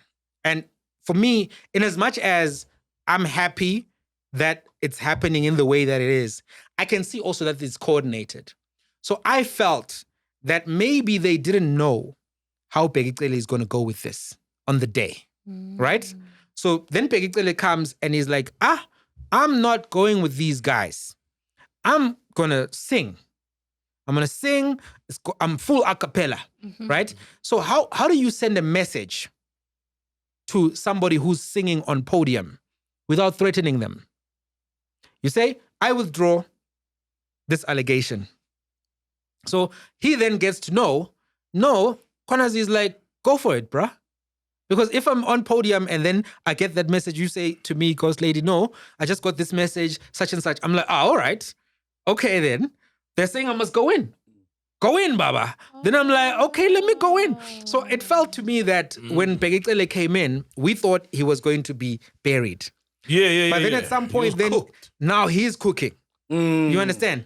Then Mkhwanazi is like, I withdraw that one thing I said about you because now you're on side. Okay. That's what I think happened. It makes sense. Right? But it's not a big retraction. Now, to the bigger Yes. question. This is the bigger question. Now, one of the discussions about cartels here, I think those who deny that there's a big five cartel are lying.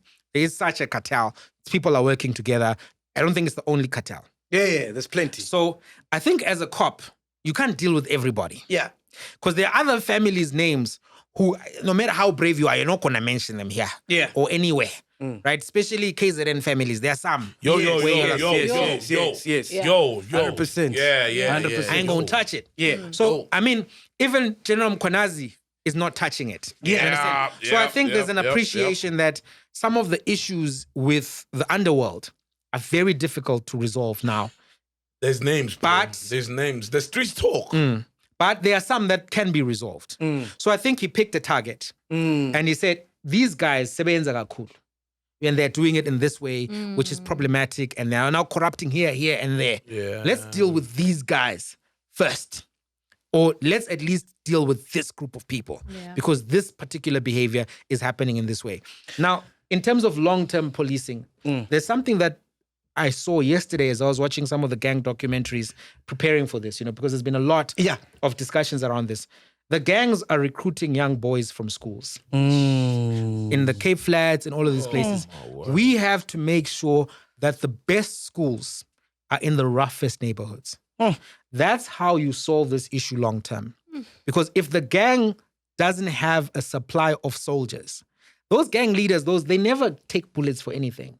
The people taking bullets are they don't go down. They don't sell drugs. The 18-year-olds, the 15-year-olds, the runners, soldiers, the runners. Yeah. So almost every documentary on these gangs, hard livings, what, it's always talking about they recruit young boys in the neighborhoods. If we made those schools centers of excellence, beautiful, people can do graffiti like you were talking about, be on the internet all day, explore music, whatever. Skateboard. Those are the schools that need it the most. It's not a school in Sandton that needs more computers. No. It's the school in the roughest parts of South Africa. So that's one way of dealing with it. But I think if the national commissioners can stay in that role for longer and get more resources, because what we now know is that there are task teams that work. We know that they spend $1 billion on Valimkoti. It's not really valid anything, right? Illegal mining is still going. But the PKTT got 400 and something, and they've done a big deal. So if we really want to deal with the problem, and maybe where we can start now going higher up and seeing the change that we say we want to see in communities, why are there about 200,000 cops for a population of 62 million? That's not enough. It's nowhere near enough. They need to remove that rule about tattoos, and they need to expand. We need at least 500,000 cops to deal with this type of issue. We need to have these elite task teams, give Khumalo all of the money, give Mkhwanazi, give them each 2 billion, right? Because KZN has a lot of violent crime. 2 billion for KZN, 2 billion for Western Cape, and then give crime intelligence 2 billion. That 6 billion will save South Africa all of the money that is being stolen in the municipalities, all of the money that is being stolen in the state-owned enterprises. Because if people know that the cops are now at work, that, hey, bro, we could do this request for tender here, but Mkhwanazi is going to be on it. Khumalo is going to be on it. Then there's that other young guy, what's his name, the pretty boy, what's his name, that one who was giving testimony at the other... the one from IDEC. Yeah, not the IDEC guy. The other guy who speaks like Mkhwanazi, like, what's his name, man? The pretty boy. Come on, what's the name? The ladies were all like happy about him. In a suit, young-looking cop. The one who said I was getting so many promotions. He's like, I was getting promoted over here. I was getting promoted over there. Oh, I missed that one. He was at the commission, man. I'm forgetting his name. But anyway, he's a young guy who was in PKTT, and then he left PKTT and then went to National or something. Anyway, point I'm making, I can't remember his name. Fact checker, please check. Please check.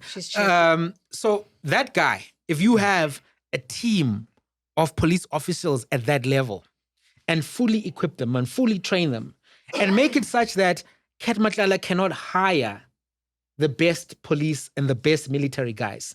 Because I would go work for that guy for 100,000 a month. This is what frustrates me, bro.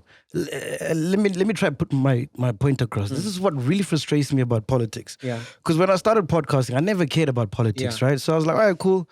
We're podcasting now. Let me see what's happening. Yeah. Then I started getting invested. Yeah. We started interviewing politicians, whatever. I started getting into this whole thing. And what I've realized, man, it's all bullshit, bro. It's all a facade, bro. It's all a facade. Like, honestly speaking, it reminds me of high school, bro. It's like we're in two different worlds. It's like we in this world where we are people living in the country, and then they have another world, bro. Yeah. Like that, where it's just like they're doing their own things, and we just pawns in this world. So it's like in high school where there's prefects and head girl and head boy, and then they discuss in their own little community what must happen to us, the normal people. You know what I mean? I got and you. all it seems, it's like whenever these decisions are made, it's always out of self-interest. So it's not about the betterment of the country. So hence I'm saying that, okay, cool, what Mkhwanazi is doing is great, but we all know when he gets in there, now his people are going to eat. And then they're gonna try get those guys out, and then another people are gonna come, and then it's their time to eat, and it's just a whole cycle of people eating. It's a valid concern, because there was a book that I love. It's called "Why Nations Fail," right? And it discusses why. Yeah, I got a book. You have a copy now. So, "Why Nations Fail" is this book that discusses why in certain countries you never see improvement of schools, of political systems, is because they're extractive economies, right? What happens is the elites are benefiting from the extraction in various ways. And then they co-opt the politicians. And those politicians then only write laws that favor those elites and those people. 100%. And that's why, so for instance, some people feel like the president hasn't done much. Yes. Right, in his time in office. Yes. But he's done a lot for renewable energy. Right? If you were a renewable energy guy in 2017, by 2025, you're happy. Okay. You're delighted because you got, your purchase agreements with Eskom, 20-year purchase agreements are signed. You've gotten funding. The government is taking loans for the renewable energy. They're putting you on the grid. They've done a lot of work. Wait, doesn't the president have family members in renewable energy? He does. One of the soccer team owners is a big renewable energy guy, Patrice Motsepe, right? So he would be very happy. If you were to ask Patrice, are you happy with what the president has done for renewable energy? He's delighted.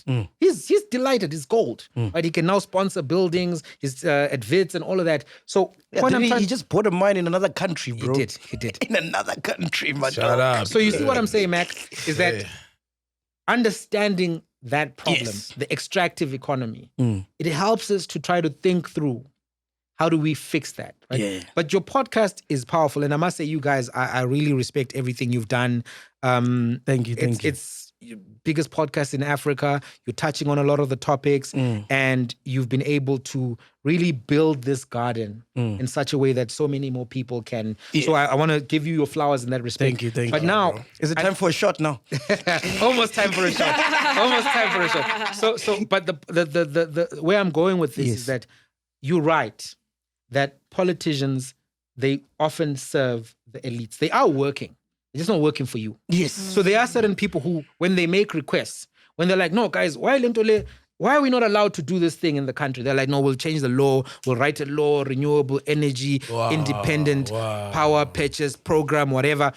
We got you. 100%. Right? We'll do bid windows for you, etc. We got you. All of that didn't exist in 2007, 2008, 2009, right? It happens at a particular time. Certain people benefit.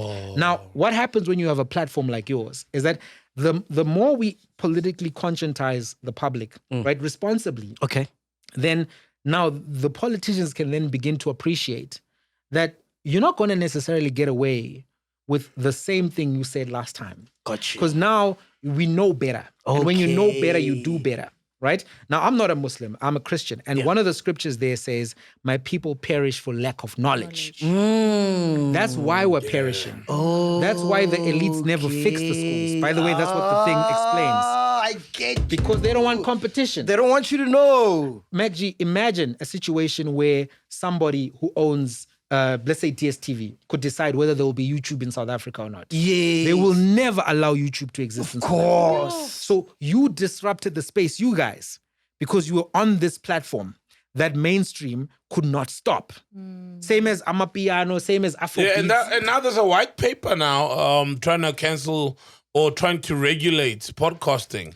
I need to read up on that, but it's in motion already. Because why? They know that they can't control this sector. So what you then did is you became a competitor for mainstream. You became such a prolific competitor for mainstream, you even stepped into other industries, right? And you've disrupted the space. Do you understand?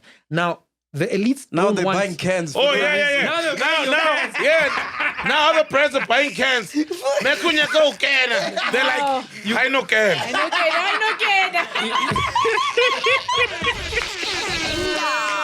Some brands, they will go unmentioned. But I know can. Now you gotta put chillers You can't say I know can.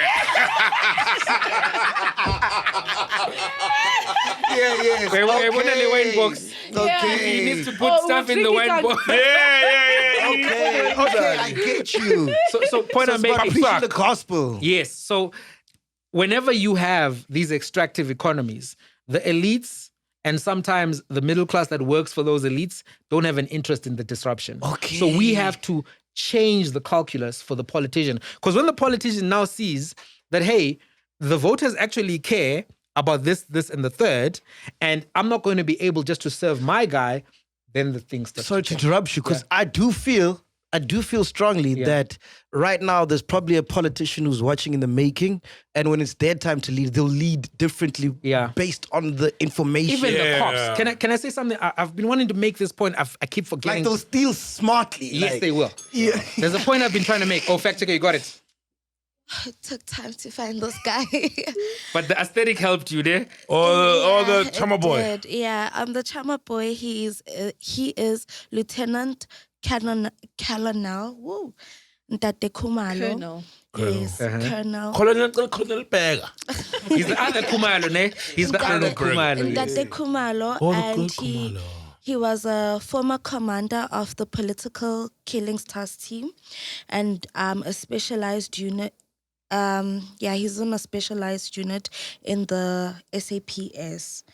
And he was removed in November. What's his name, Ganji? 2025. It just His says name is Ntate. Ntate? Yeah. Okay. Oh, Thank you. Oh, wow. Hey, wow. Thank you. What a legend. So if that guy is proper, Do you understand what I'm saying? I get you. So now they'll move different, bro. They will. Oh, yeah, something I want to say. I keep forgetting to say this everywhere. Yeah. One of the things that I think, even if General Mkhwanazi cannot fix policing, even if General Dumisani Khumalo cannot fix policing, they have brought back Istima Oh yeah.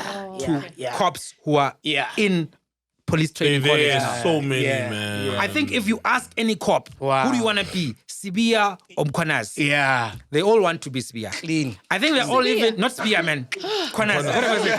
Oh, thank you. Thank you so much. They all want to be Mkhwanazi. Okay. They're all perfectly, I think, trying to even speak like him. Wow. Commissioners. You know, he's got that little... Yes. So I think he has made being a cop cool again. Yeah, Imagine man. in hip-hop, we say, fuck the police. Yeah. You understand? We're coming from a anti-police. How much ass do you think you can get right now, man? Ooh, Mkhwanazi. You can get a lot of ass, man. Oh, bro. Oh, bro. Do all of it. I'm Mkhwanazi. Uyazi uqale. Uzwile baba. Saxolisa maMkhwanazi kodwa hey yakhulunywa ngapha. Xolisa mama. Yo, hey. You can run a nyash task team. You're gonna get me in trouble,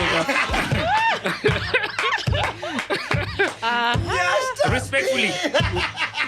Respectful. No, he's not. I don't even believe in Kabinde when he said he was doing boys' night with you, Mkhwanazi. Just for the record. For the record. Wow. But think about, we respect the cops now. Yeah, true, bro. There was a time when nobody was looking at the police with respect. Nah. We were looking at them as people with power, especially these crooks. special task teams. But we were not like, these guys are here really fighting crime. Yeah. And now, that's something that it's immeasurable, right? But it's an intangible, but it's such an important... Bro, you know, you see all this shit in the movies. I didn't know it existed in the country, bro. Like the crime intelligence guy, the listening to our phones and shit.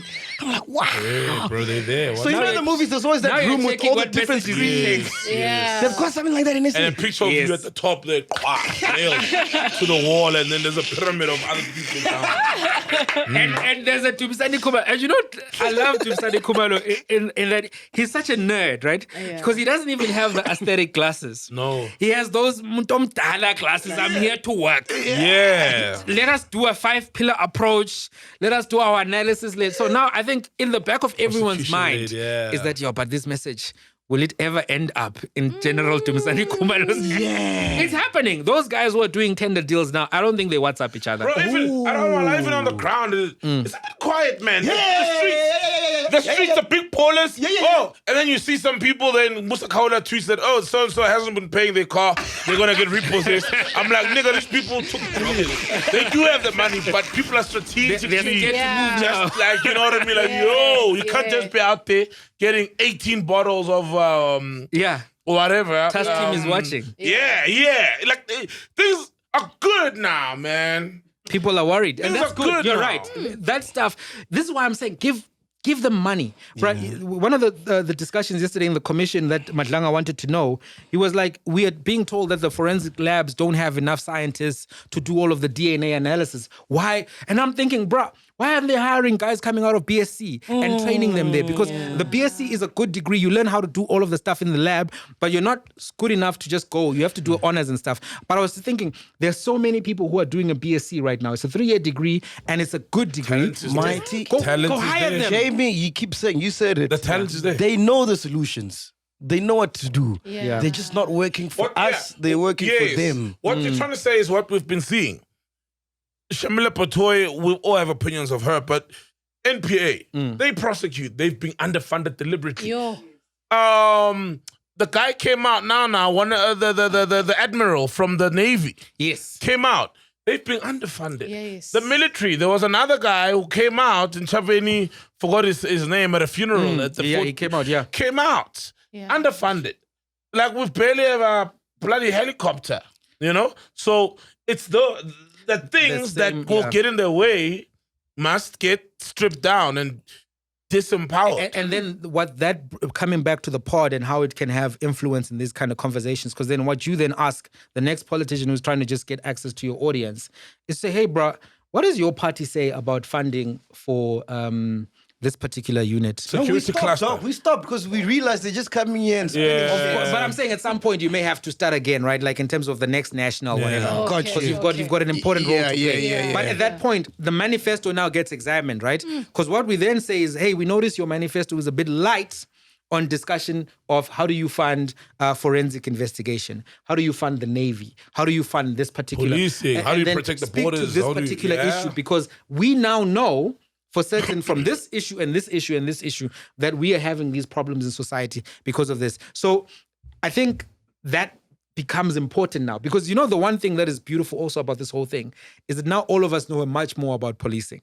Oh, yes. Oh, yes. We were not paying attention to No, we're policing not. because it just felt like nothing can be fixed. Yes. But now we think that something can be fixed. The police committee last year, if you go watch how many people were watching a police committee, Oh, yeah. maybe 50 views or 100 views. Now, if there's a police committee meeting, I think 3 weeks from now, 20,000 views. And you know the politics guys, the clever blacks, the podcast guys, and they're feasting now.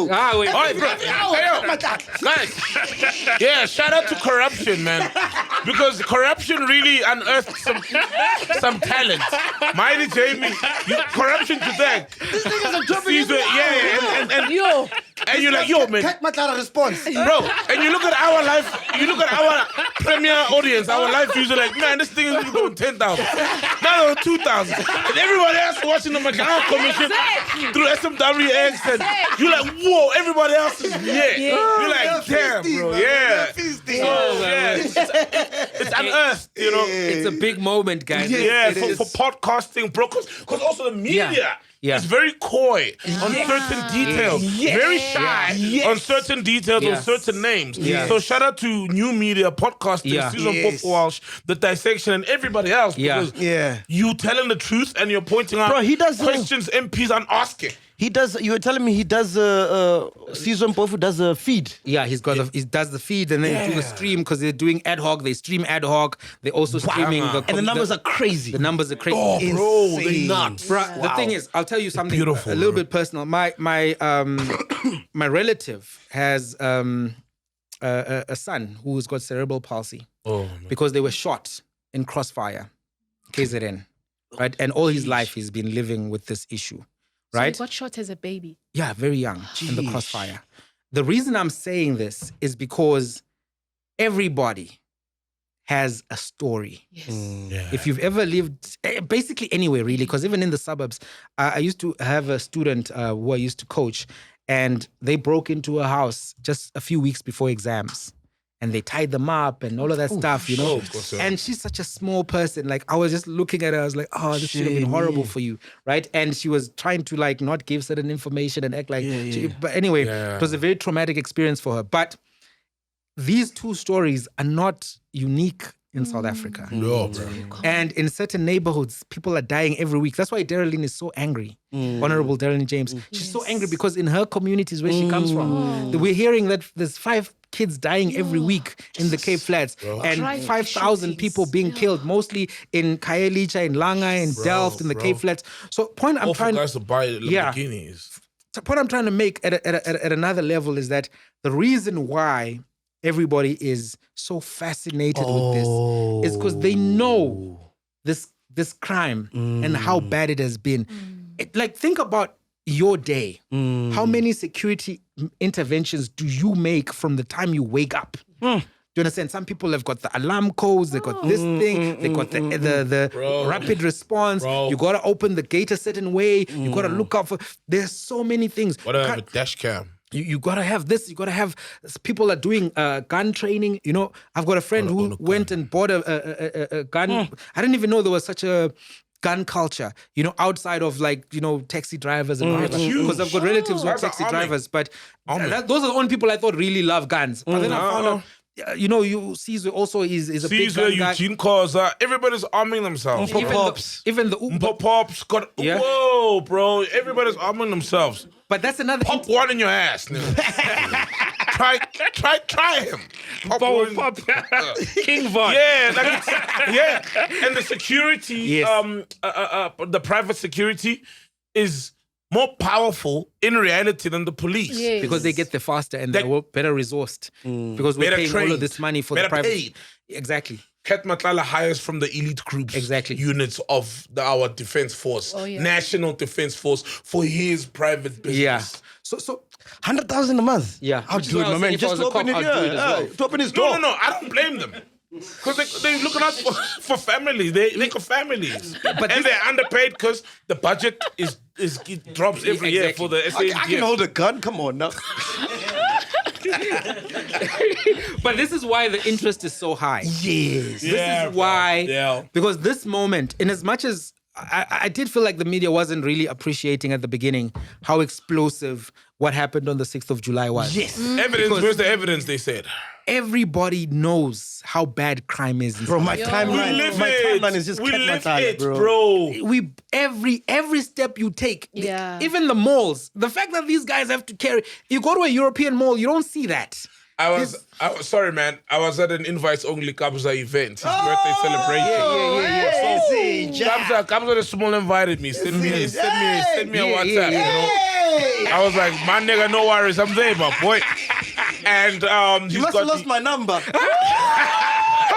And he does it. Oh, you did good.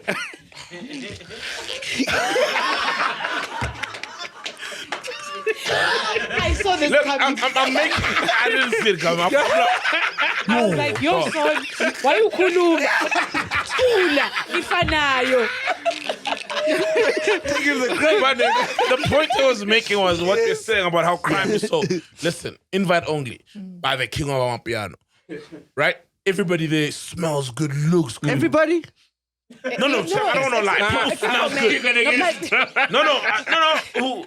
Except for me. Except for me. Everybody. Except for me. Everybody. Except for Mac. Julius is Weren't you there. worried when you Tori didn't see is there. Hush Curry Dons were there. You know? Yeah. Everybody. Great. Right? I buy merch. Pop the merch. By Lux Home or whatever. So, Shilly Mings, one of you know Shilly Mings, the daughter of Yvonne Chaka Chaka. You know? They got a merch thing happening. Okay. I buy a T-shirt, an expensive T-shirt, but I'm supporting Kabza. Buy it. When I leave, it's gone. So I'm like, wait, man.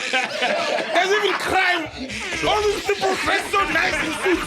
Someone stole a fucking. It's a VIP, man. VIP. No one paid to get in. That T-shirt. That's the one, man.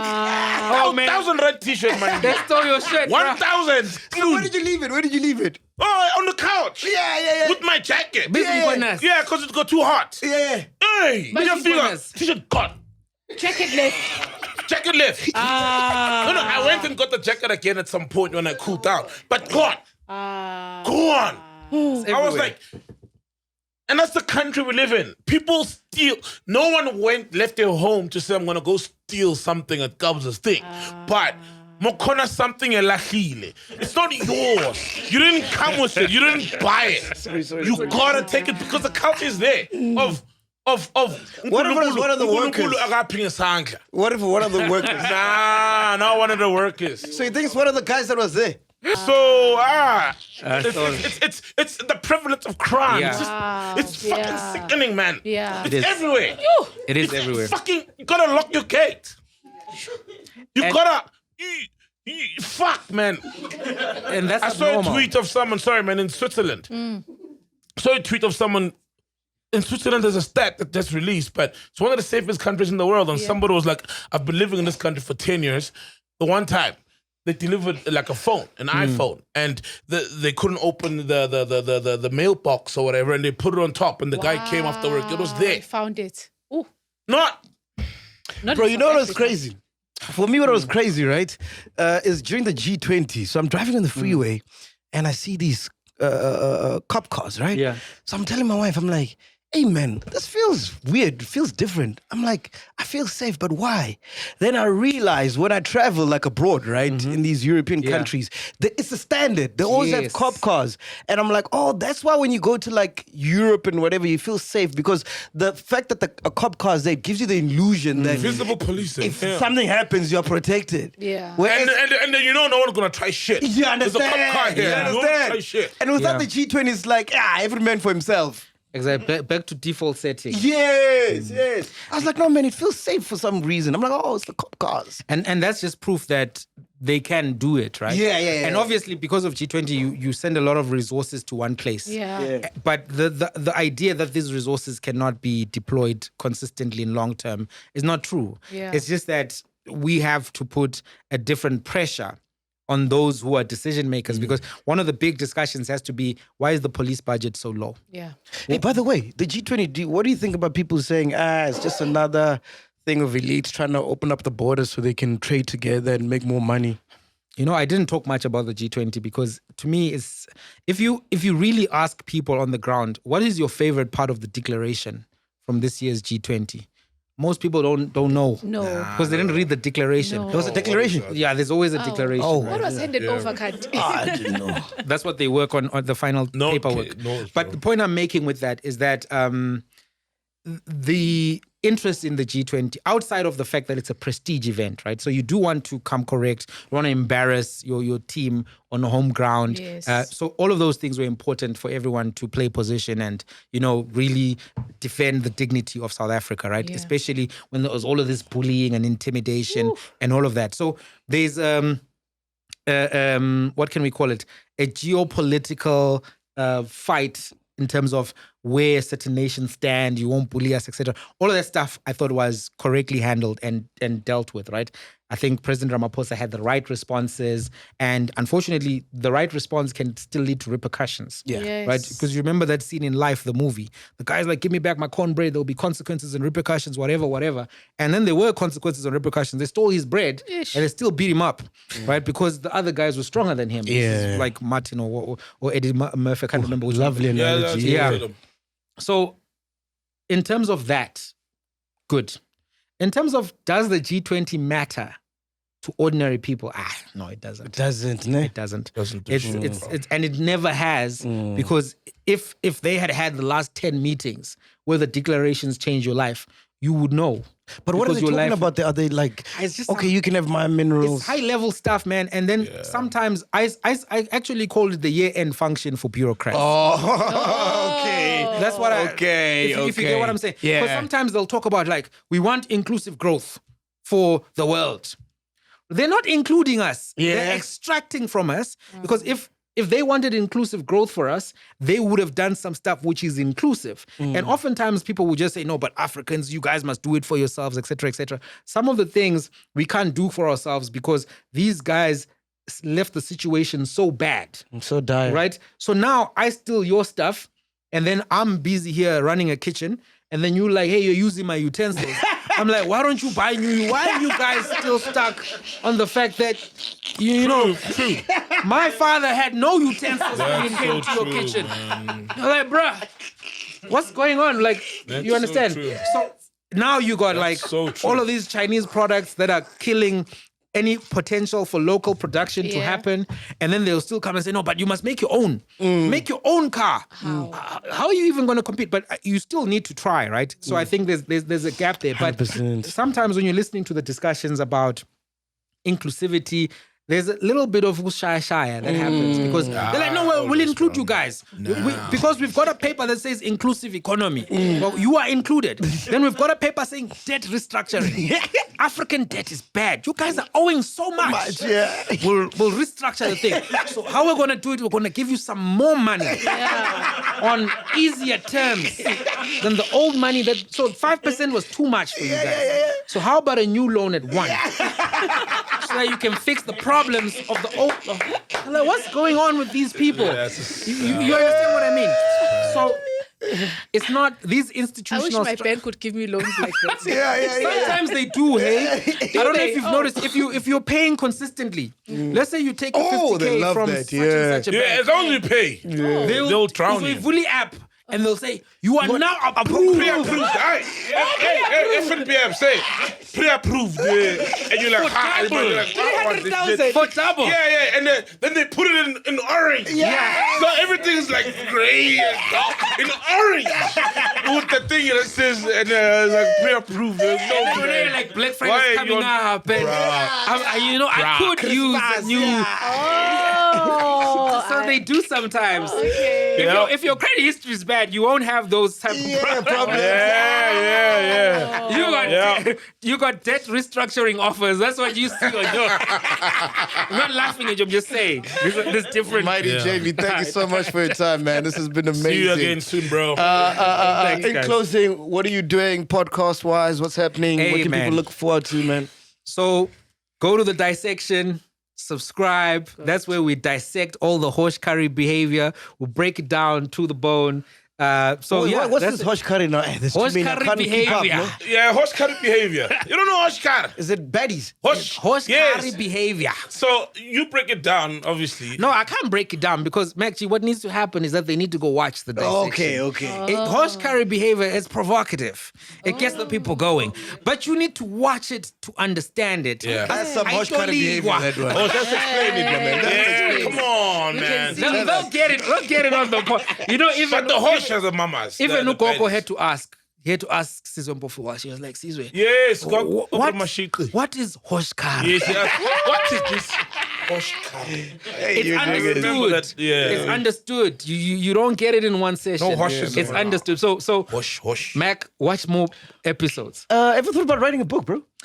I want to because now I'm getting calls saying Jamie. So Oh, yes. Ghost lady, you wanted to ask. Yes. Yeah? About Thami Ndaba. Ndlala. Sorry, not Thami Ndaba. Sorry, Thami Ndlala. Yeah? Yes. Yeah, because we played a clip of you on the show where he was calling you and be like, hey, my man. Remove the episode. Yeah, what is it? Apparently you mentioned his name. Well, it was mentioned in the MacG commission. Oh, what, for real? Yeah. The witness the mentioned hotel he it. owns. Witness A. Yeah, witness yes, A. Was it A? Of the Yeah. hotel in Yeah. Northcliffe. So what I'm going to say about it, because, I mean, there's been a bit of back and forth and whatever. So, number one, his argument that it was defamation. Wait, by the way, can you Yeah. get the clip? Let's play, because you sounded scared, dog. I didn't sound You scared. sounded scared. Yeah. You're firm. You're firm. Okay, boss. But I was ready. No. He didn't capitulate. No, He didn't but he wasn't. I was He ready. didn't No, concede. no. You're I was firm. ready. You held your You're own. firm. You I was held- ready. You held your You're own. firm, No, bro. no. Because You're firm. what happened was I saw the WhatsApp call coming in. Yeah. And then I had to open my laptop to open my voice memo app. Okay. Right? So he called the first time. I didn't answer. He called the second, because I'm opening the laptop now and setting it up. When he called the third time, I answered. And then I had to ask him, Thami Ndlala. Then he said his name, whatever. Whilst you're looking for the clip, the thing is, he's like, you're defaming me. Right? I'm like, bruh. So you don't know each other from. I don't know this guy from a bar shop. I still don't know where he got my number from. Oh, wow. Right? Okay. Which is worrying because the Shalkiner guy, his phone was being pinged multiple times days before he was shot, and they were using some software and stuff that we're not supposed to be having. It's illegal for people to be able to access that, right? So in as much as that happened, so that aside, because I was still worried how he got the number. Yeah. But I made sure I had the recording because I'm like, the allegations that are being raised here are very serious. They're of a Yeah. serious nature. It's not me who mentioned you. Yeah. It's not me who mentioned the house on the hill, the White House on the hill. It was witness A. Yes. And in as much as we are not mainstream media in that there's no, news at 8 or whatever, Yes. we are media practitioners, right? I think you'll find it maybe on my Twitter. Like it's one of, if you look, maybe that one is just a long video. You won't see it there. Yeah, this Play is it, not let's the hear. call. Look for that one with the picture of him. The one with the picture. Oh, that's him? Oh, top? Yeah, that one. Okay. That probably is it. Let's hear. Yeah, here we go. To who? Thami Ndlala, yeah. Thami Ndlala. How are you doing, Thami Ndlala? Not so great, my brother. Why not? Jamie, you've put a number of episodes on your page, on your Twitter page in relation to myself. Yes. A whole lot of allegations there. Sorry, I can hear you. I did what? You put a whole Twitter episode on your YouTube channel, on your Twitter page, making a whole lot of allegations about myself as an individual. Which allegations in particular, sir? Pass. Let me do the following. Let me just send you this thing just to refresh your memory. Just a second. So at this time, are you worried? You're like, what the fuck's going on? No, man, because I heard about him. Yeah. So I'm like, bruh. Looking at the WhatsApp? Yeah. So I'm like, he's sending me this statement that he had put out. So there's a few minutes in between this. Yeah. So the whole actual recording is 20 minutes. I left some stuff out. Oh, you guys were on the phone for 20 minutes. Yeah. Damn. And I sent it. I have a relative who lives in the UK. So I sent him all of this stuff and I said, in case. Right, so I've also got my list of people. I'm like, you know what? If something happens to me, send this to Fani Masemola, please. Send it to the general. Here's my theory on who may have been involved.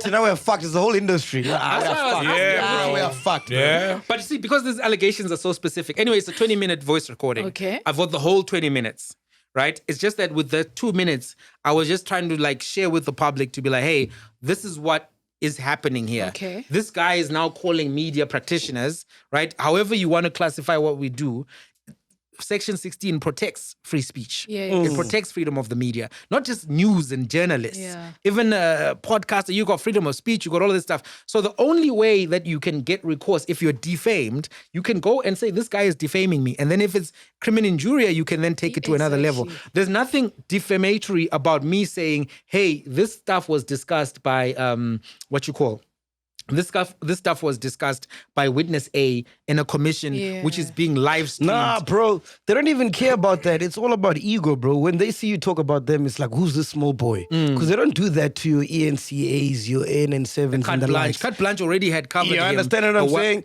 And I think you wanted to make an example. And what I don't understand is that all the time, bro, like myself, you, and whatever, we're just reporting on stuff that's out there. Yes. Out there. I remember we did a story on Mabonga. Remember Yeah. Mabonga? Yes. Yeah. So the story His was soul rest out in there. peace. May his soul rest Yeah. in peace. Yeah. R.I.P. The story was out there that he went to a club Yes. and fired a shotgun. Exactly. So we're reacting. We gave our opinions. He calls us like, remove it. I'm like, how? Remove it how? How? He's like, it's all over TikTok. I'm like, how? But It's removing it. It's so You removing understand, it. bro? And he had a hit out on me, bro. Oh, no way, stop. Dog, I told you about this, bro. A hit. Yes, at your birthday. Ha, In ha, KZN last year. ha, Yes, dog. so now you need to give me some tips. ha. No. God was with Oh, me. no Amen. way. God was with me. Amen. So, No waste, bro. So what happened is Saul books me out, right? Which is crazy because Yeah. Saul never does birthday parties, Yeah. and in Durban, out of all Yeah. of out of Yeah. whatever. Oh, So man. Saul's like, yo, please come out to Durban. It's my birthday, but it's my Yeah. So Yeah. I'm like, all right, cool, clean. Yeah. So we get there. We landed at about 12 or in the morning, 9, 10. Yeah. And then we couldn't go to our hotel yet, right? Yeah. So we ended up going to the club where we were playing later on. Yes. And then we started doing shots, Yeah. drinking. Regular program. Yeah. And then at about 5, 6, you know, now I'm old, Yeah, dog. The yeah. shots start kicking in. Yeah. I tell Saul, I'm like, hey, dog. Go to the hotel. Hey, I'm going to the hotel. I'm going to go sleep. I'll come back at 12 because I was playing at 12 at Yeah. the club. So I'll go to the hotel, ended up passing out, woke up the next morning when I saw you at breakfast. Yes. So after that, get back home. Yeah. So I didn't play. Yeah. And then go about my business. During that week, he calls me. He's like, yeah, but Yo, bro, God is with you, bro. in KZN. What? Him and his goons. Yeah. Yeah, it was gonna be. Yo, imagine, bro. I don't think I was gonna heal from that, man. Take it out, my nigga. My birthday. It's my birthday is his death day. What is this, dog? Oh, for real, bro. Yeah. Kid you not? I've told this story before, dog. Jeez. I have. No. Yeah, I've no, told it's this not story. shocking. I just Yeah. No, God save you. Yo, Yeah, bro. Bonga, bruh. I didn't even know the Yeah, guy. that's the guy who dated London. London. Yeah. Then they No, they God broke up saved though. Ah, bro. Because man. that sleeping through it, you know, because you could have set your alarm, you To could wake have. up, and I never missed gigs. Well, at the time. Yeah. Then nah. You're right. But yeah. God saved you. Man. Yeah, 100%. Because Yeah. oh, that's yeah, you. yeah, Okay, because I put on. that's God saying You time out. shout out. That's God saying shout out. But He's like, nigga, you almost came before I God was saying, you almost came before I called you. Let me call you. So I but don't man, understand that. And all we did was report on something that was out there. I'd understand if we did- broke the story. Yeah, we didn't We say. never break Yes, stories, we bro. didn't say, oh, plus, do you know that he shot somebody else? These are details that are not there. Exactly. Oh, do you know his other crime? No. Yeah. It's all about what's there. in the public domain. Yes. Yeah, no, these guys, man, Bayans are too much, and Dog. And they try to intimidate. Dog, we're just talking, bro. it's real. It's real. Okay, if you don't want us to talk about you, don't shoot a gun in the club. Exactly. You know what I think? I'm going to make a suggestion because I think you have the capacity and King David and them to do this. Make a forum for podcasters, man, where we can help people with legal fees, where we can help people who are facing these type of situations so that this space, this garden that you guys have created doesn't have these chances, man. Because there's now people taking chances. It's taking chances. Because they don't do it to ENCA. They like you're saying. don't, bro. Because Baba Saba. And they know that these guys... Oh, and they know that they'll go for who their owns it. legitimate Yeah, business. you of touch course. them, because- you touch. But you know what? it. Whenever you have the masses, you're not powerless. Yes. You just need to be strategic so that the people know how do we help our guys when they face this type of intimidation. Because you didn't break the story. No, we didn't break You any didn't. You were just details. speaking about, just like It's I not was news. making my episode. They spoke about your house. They spoke about Your your hotel, business. yeah. It's a witness who spoke about this stuff. Can I tell you something? There's so many stories we could have broke. Yeah. But that's not our lane. We don't break stories. Same. We waited for it to be out there, then we talk about it. So I don't even. People Because sometimes then you will- become the story. Yeah. And you don't Yes, want and then that. now you're the target. Same, because people, you know, with this, what Vusi was talking about, this metropolitan and stuff, and people were sending me information, and I was like, you know what, I can't. Let the book writers and let them speak. I'll come through with the legal analysis, I'll comment and all of that, because I don't have the infrastructure to be breaking these stories, because I also don't know who you are. You send me a DM on the side, I don't know you. Yeah, It's like, what is yeah. your agenda? Yes. Do you know what I mean? Yes. I typically don't want to be involved in that as well. 100%, bro. But I do think, guys, look into a podcast forum or something because there's so Then many they're going to say that's podcasters who- gatekeeping. They're going to say No, not a Yeah. forum to like platform people or whatever. Just to say, hey, we've got this community or email address or whatever. If you are having a problem, you are not alone. Okay. We know what this journey looks like. We also started on a couch somewhere. We started, with these mics. If someone in your community is trying to give you a problem, we can give you a pack. We can connect you to somebody. I'm sure there's so many legal practitioners who would even help people pro bono. 100%, Who say, I hate bullying. Yes. Tell me when they bully you, because I bully these people for a living. You know, there's people who can also go and visit other people. You know, like sometimes these guys who are bullies, they think that they're the only ones who have capacity for violence. There are people who are just like driving taxis right now who love the podcast and chill. And if they knew that someone is trying to mess with MacG, Oh yeah. that would have been a different conversation. Yep. Because they could have then called and said, when's I manje? Why you super my guys? You understand? So let's just create. Mac, please, man, look into this somehow. Look into this. Speak to SMWX, all the other people, King David, whatever. Let's see if we can. It doesn't have to be formal. It doesn't have to be a gatekeeping thing. It just has to be a realization that YouTube is becoming a home for so many people. Podcasting is becoming a home for so many people. And the numbers never lie. Look at the numbers. Never lie. Look Exactly. at the numbers, Never, bro. yeah. So let's not give these people who are bullies and thugs room to think that they can pick one by one. I'm going to deal with this one. Then I'll deal with this one. And then this one will see that I dealt with these two. And then he'll stop talking about me. And this one will see this. You know what I mean? That's why you gotta give credit to Musa, man, because he doesn't give a fuck. Musa doesn't care. He'd even go to prison, man. Musa will take I love the those podcast. beatings. But I ain't going to prison for the podcast. I'm not going to prison, dog. Angeke usimele. Oh, you guys will visit, My shit. We'll send you cigarettes. They'll bring him taxi. You bring him food at night. We'll bring you cigarettes. Ladies and gentlemen, please make some noise for Mighty Jamie. That was beautiful, man. We are here, podcast and chill. Boom. Bye. Welcome to Black Excellence. Do not fear, for if you do, just sip on some grandeur. And if you still do, ask ourselves, what would Mapapunzi do? Parama chila, itlasha lefiki. Ungoyiki, even if when they ask you, how sabini, do not fear. For if you do, just say, Anistivi. This is the medicine of censorship. This is the pill. Which one is that one? Podcast and chill.